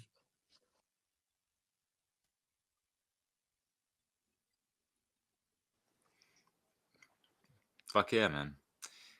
Did you cut out for a second? Yeah, I don't know what happened. Sorry. Yeah, no worries. But yeah, it's just, yeah, really walking the talk and waking up, looking forward to just, hey, also understanding that it's a marathon, right? And it's a daily operation, as I like to call it, and just finding ways to, yeah, we got to maneuver through these approaches and try to meet people at their level. I mean, especially if you're doing a job for people and you might risk certain things and this and that, and it's just like a low stakes interaction, especially, right? It's like, so yeah, got to read the room, right, folks? Like, Of course. uh, Yeah, you can't just come out and fucking, fuck the government. and that's why you have like, and that's why it's like, yeah, I can speak with a lot of passion and drop as many f-bombs as someone would feel uncomfortable about, but it's it's like that is for a specific place and space and time for a specific video that can be referenced, and it's just about that, speaking more in generalities. I'm not speaking about specific people. It's just like certain energies and egregores and the pendulum that's swinging the wrong fucking way, and how, like, yeah, there's that divine masculine rhetoric and fire behind it, yet there's the compassion and gnosis involved in with the intelligence as well. So yeah, all that to say, or ask you rather, um, have you? What's been like the reviews with the music aspects? Like, what kind of comments have you gotten? Any kind of feedback? The good, the bad, the ugly, the greatness. Honestly, I've only gotten nothing but like really great feedback from people, and Yeah. man, I can't tell you how much that means to me. It's like, all right, that's Hmm. what it's all about, bro. Like, it's not all the emails I've read, comments I've read from people are just nothing but positive. People using my songs, retaking it, making a lyric video out of it, and reaching out to me saying, "Yo, that fucking song like touched my heart in such a way." What have you, like, yo, your album is fire, dude. Great job. This and that. Like, I honestly, no, I haven't had a fucking negative remark from anybody. Honestly, it's amazing. And I'm so grateful for everyone who listens to that shit, because I know you're a real one. If you're listening to my music, you're there, dude. Hmm. You got it. If you're taking the time to listen to my shit, you're definitely awake. And I know that you're actually listening to hear what's being said. You're not just fucking throwing it on and having it in a bed. Like, you're listening to what's being said. And I got Because that mad beat love was for dope, everybody. man. Yeah, like, did you hear that beat? The rhetoric type of thing. Sorry. Nah, hey, listen, bro. Like I said, man, I just like it warms my heart, dude. Like, there's a dude who made a video actually, like, about about my new album, like saying, like, listen, I don't even like rap, like, but you gotta just listen to this fucking album, or just if you're not gonna listen, read the lyrics. Like, he's telling people, and he's telling people how I impacted him, and that's just like such a bro, like me, a little fucking shithead from Lodi, New Jersey. Like, I'm like impact. That's why when people think like they have no power or they can't do anything about, like, yes, you can. If I did, like, you might not think it's much, but it is a lot. Think about it. We're here in this temporary little brief experience. Like, I was able to send a chill in somebody's body or spark something in somebody's mind through my music that influence them in a certain way. You know how fucking powerful that is. You know how profound that actually is when you really sit and think about it. It's amazing, And I always said, if it's just one person, and it's not just one person, you know what I'm saying? So if there's mad fucking people doing the same thing in their own individual creative way, I mean, just think of the ripples that sends out, like the chain reaction that causes. Things change. It's not going to change if you don't fucking do anything. So, but point being is, you have tremendous power and you have the capabilities, probably even more or better than me, to reach people. You could be a way better speaker or artist or whatever. Like, I'm nothing fucking special, dude. I just have a talent with music, a way with words. I fucking, I dedicated my life to mastering my craft, but I'm just a fucking, I'm a regular Joe. I'm a plumber, like, I'm not fucking special. You guys can do the same fucking shit. I say we're all special in our own way, so I can't say we're not, I'm not special. Everyone is in their own way. You can be, you know. But yeah, well said. And yeah, it's just we're all trying to stay on that humble side of things. We've seen and experienced younger to a degree, possibly. I'm not going to assume for others, but speaking for myself, it's like, yeah, we fall into some of those ego traps, and like if we get buttered up too much, it's like, are we really doing that good? It's like we might lose sight of that, retrospection and self-correction type of stuff, and that's when sometimes, and that's the classic archetype of, the big-headed rapper and this and that, because they got gassed up and this and that, and now they think they can get away with, just putting out a little flim flam, walla walla bim bam type of stuff, and it's like, man, that's not up to par with that dope ass golden album you put out and this and that. What happened? Like. Exactly. And that's what it, like, the majority of rappers is. It's so ego based, you know what I mean? And so, like, narcissistic. It's ridiculous. I never let that shit go to my head. I know the only thing, like, I'm confident of, and like I'm, I take pride, is like, I know I'm good. I know I'm really good. I know I'm one of the best. I'll say that without feeling like I'm being cocky or egotistical.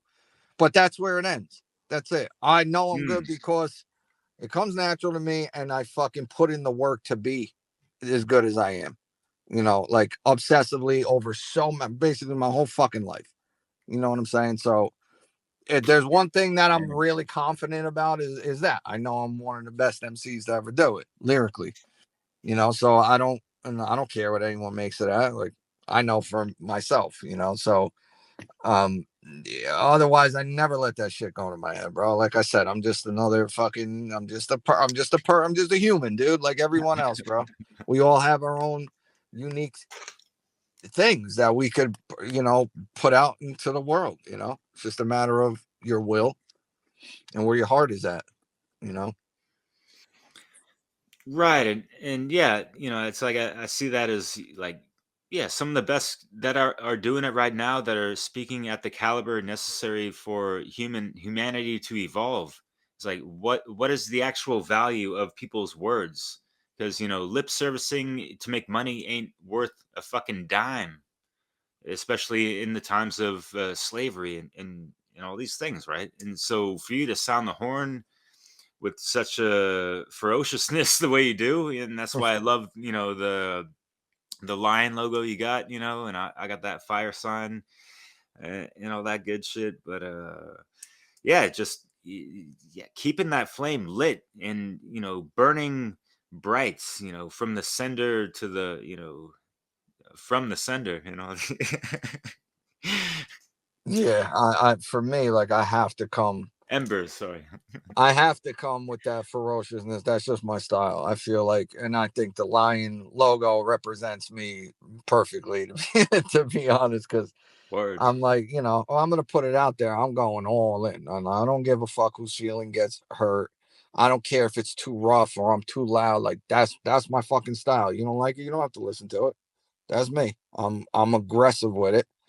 I'm very passionate about the shit I talk about, and that's how I'm gonna put it out.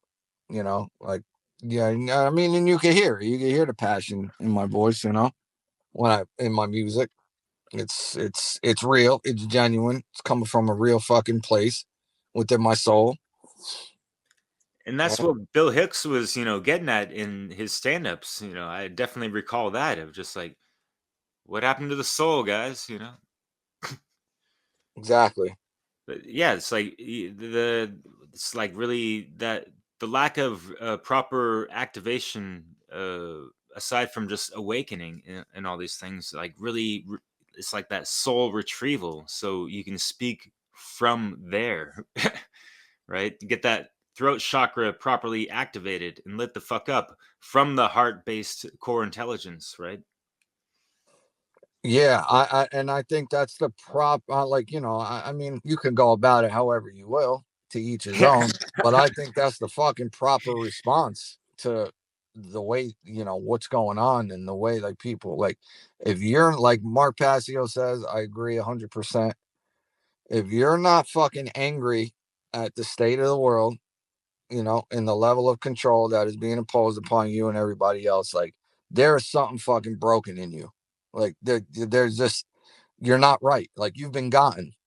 You know what I'm saying? Something's been taken from you that doesn't make you feel that righteous indignation, that fucking righteous anger, that ferociousness that you're like, no, I'm no one's fucking slave. My daughter's no one's fucking slave. I'm not standing for this. I'm gonna at least speak out with the ferociousness that I feel within me. You know, if I'm not gonna do anything physically to anybody, I'm gonna fucking, you know, put this shit out into the world and let motherfuckers know what time it is, what's going on, how I feel about it, and that they need to wake the fuck up and do the same thing. You know what I mean?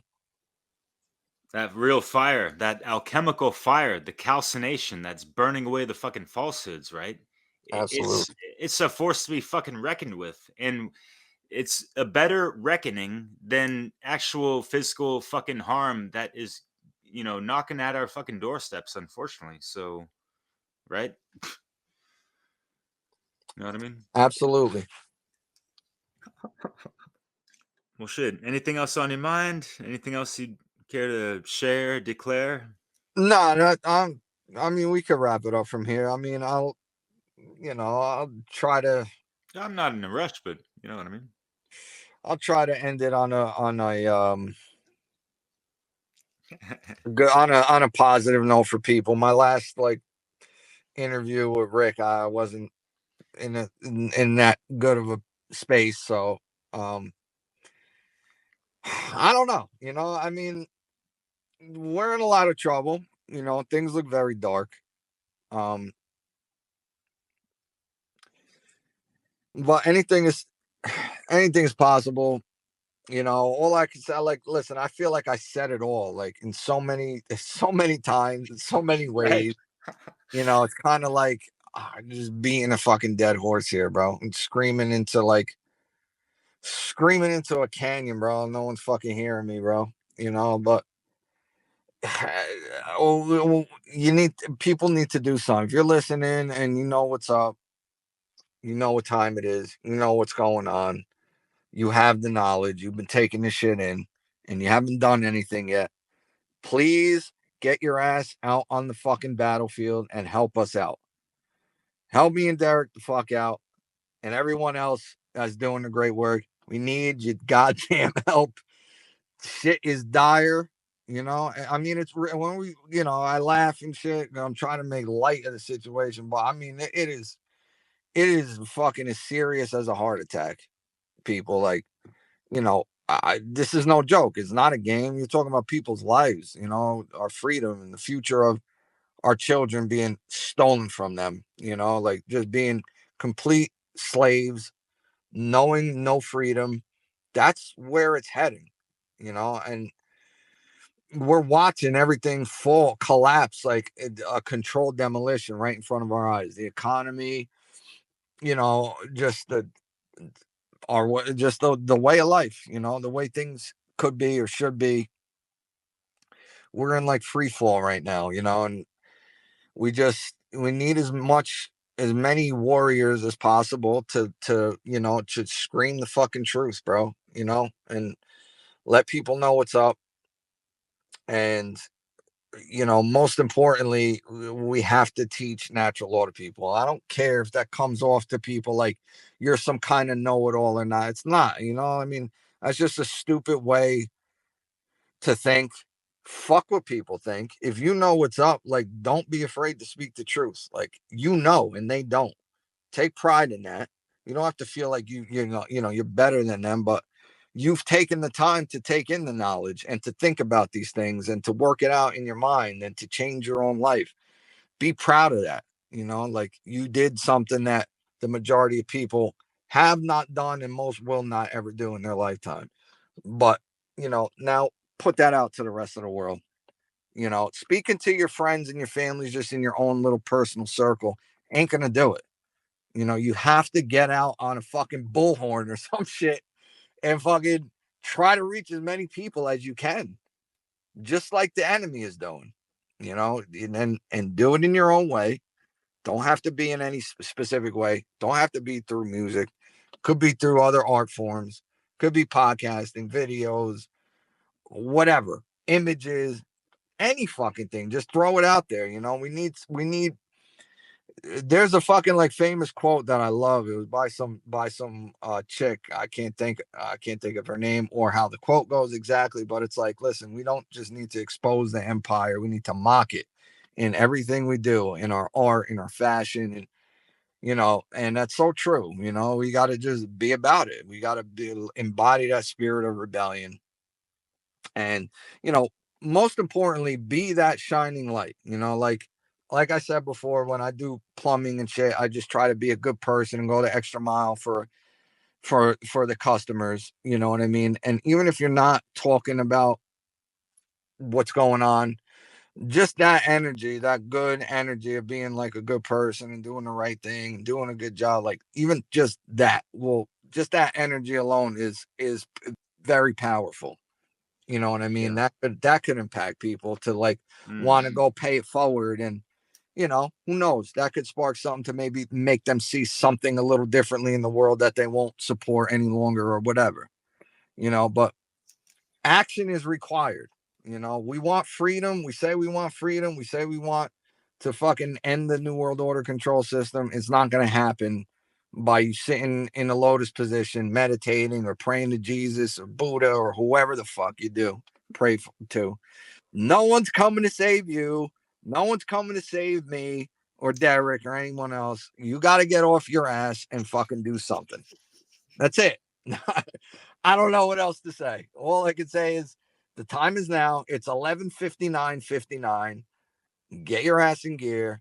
Get out on the battlefield. Help us brothers out. Help us brothers and sisters out, please, because we need you.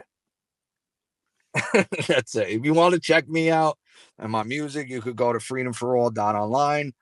My music is up there. All my podcasts are up there. You can go on the drop down menus or whatever. But if you're going to listen to my music, I highly recommend you go on Bandcamp. It's a way to support me. If you don't want to, that's fine. I don't care about the money at all. But the best sound quality you're going to get is on Bandcamp. All the lyrics are in the description. Even if you don't want to listen to it, read the fucking lyrics. Right. That's it. I recommend, if you don't like hip hop, just read the lyrics. Read the lyrics. That's it. That's all I recommend. If you don't want to listen to it because you can't stand rap or whatever. Let's give the lyrics, just check them out and take from it what you will. And that's it. And, if you want to support me, I'd appreciate it, big time, because that would help me purchase more instrumentals and maybe even better equipment, which is always a plus. But if not, like I said, I don't give two fucks about the money, Ha! But Yeah, freedom even it for can all buy down you some online. time to make some more music, eh? No. Yeah, I shit, could use, always use better quality equipment, so Yeah, that goes a long way. for All day, sure. yeah. But that's it. Freedom for all down online. I'm also on YouTube. Joe Murray, the lion is the logo. Screaming and breaking the chain. YouTube, BitChute, Odyssey, Rumble. That Shattering Illusion. Just a quick word on that for folks to get keyed into that, because I did a live stream. I think I believe I showed your quick uh, presentation you had on there. Because I was promoting and stuff. I was trying to get the word out, get some donations your way and this and that. But Thank you. yeah, Appreciate yeah, for sure. How was it for you just doing that and being behind the scenes, doing the music, collaborating with James and Diesel and all the other casts in the One Great Work Network and whoever else you guys reached out to? That's a hell of an undertaking, because I helped out with the FUNL organization. So, you know, we ain't playing no fucking games with, all these things that, we're involved in, and just like the networking, there's a lot of work involved in the spelling of that, word, right? Or the phrase, so anything for that. And just to highlight, what, people can expect about the Shattering the Illusion conference. Well, I'm not involved in doing another one. But the whole experience with that was wonderful, man. Honestly. It went very smoothly. Couldn't have Yeah. done it without James. He was a fucking major help, putting everything together and fucking and streaming it. But getting the people, we both reached out to, everyone that was involved and put it all together. We would sit on the phone with each other and talk for hours and discuss what we want, how we want it, the time frame, the people, with the order. And it was, and honestly, it came together. And it's crazy, dude. We fucking spoke it into existence. Like maybe a year before that, we were just talking on the phone and we're like Ha. talking about doing the conference, and we're like, you know what, it's already done, dude. And it was fucking awesome.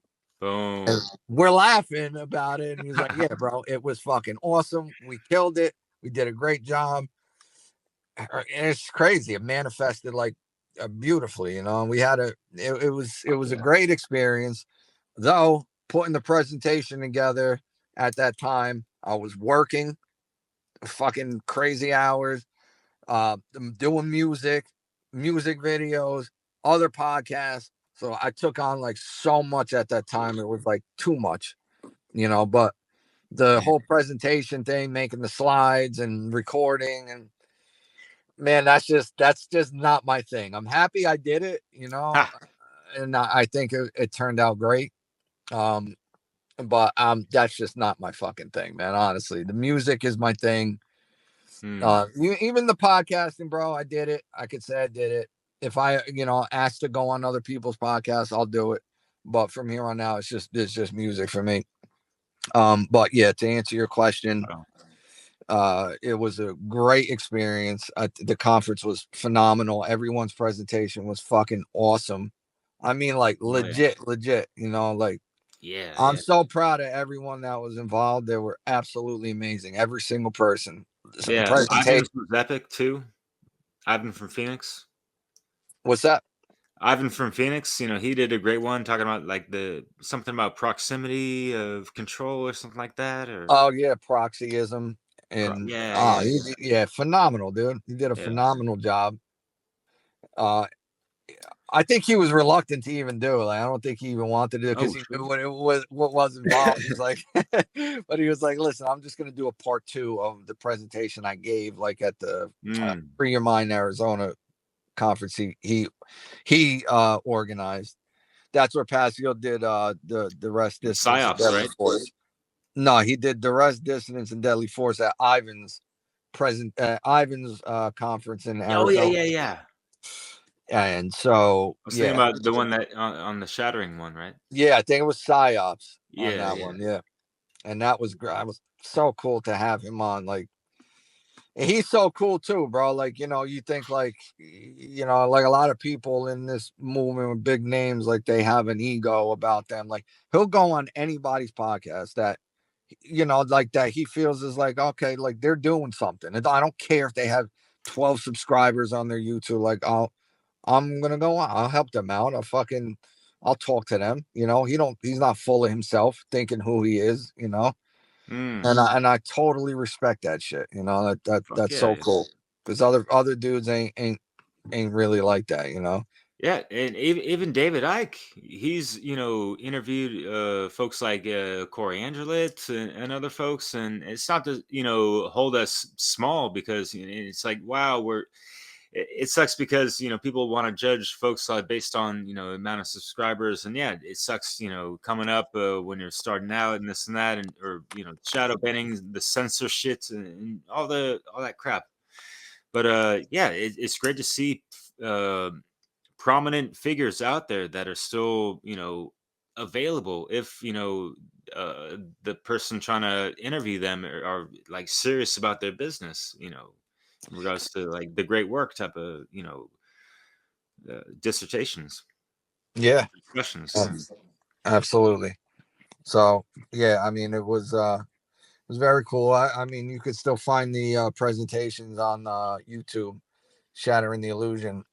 I think you just type that in, you'll see the logo for it. It's like written in green font. Yeah, Um, it's a dope image on that. I like that. Well done, guys. Thank you. Hell yeah. Yeah, and I mean, you can find the presentations on there. They're fucking phenomenal. And yeah, I think that was a one-time deal, and, and that's it For for what me. it's worth, I wasn't expecting there to be a second one. Honestly, for me, it was just it's gonna stand the test of time. It's always gonna be there in reference, right? And so Yes. that's what I want folks to really just bear in mind first and foremost. I guess Yeah. yeah. For those who didn't check it out, quel dommage, or pardon my French. What a shame, right? But no. I had So no good. idea what you said. Still there. That's the point. So yeah, and yeah, please check out Joe's works. All the content creators on the network, have all the majority of the websites and all these things.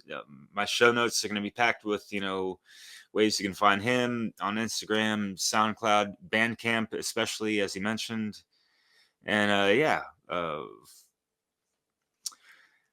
Please take some of that fire into your passion and what you really find you are competent in or want to be skillful in because you have that passion for, and yeah, keep building that momentum to use that as your conscious expression to teach a funky lesson that's aligned, right?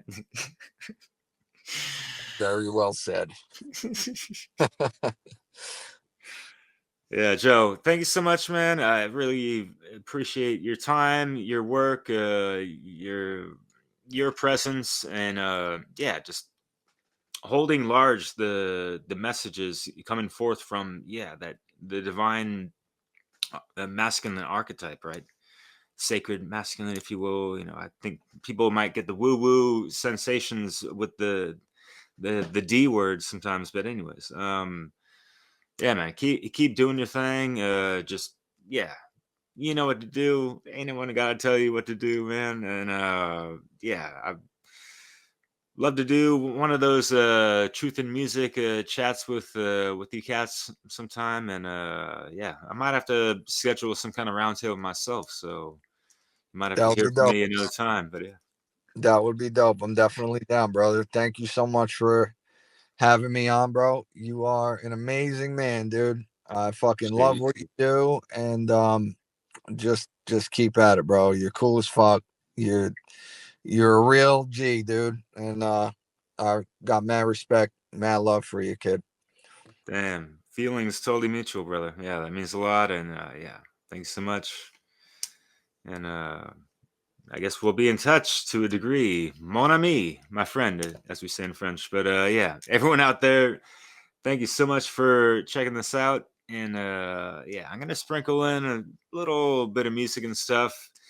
The connection wasn't the greatest, so that's why I like to sprinkle in some cool conscious snippets. So that's gonna be, featured in this video when I get to the editing process. So yeah,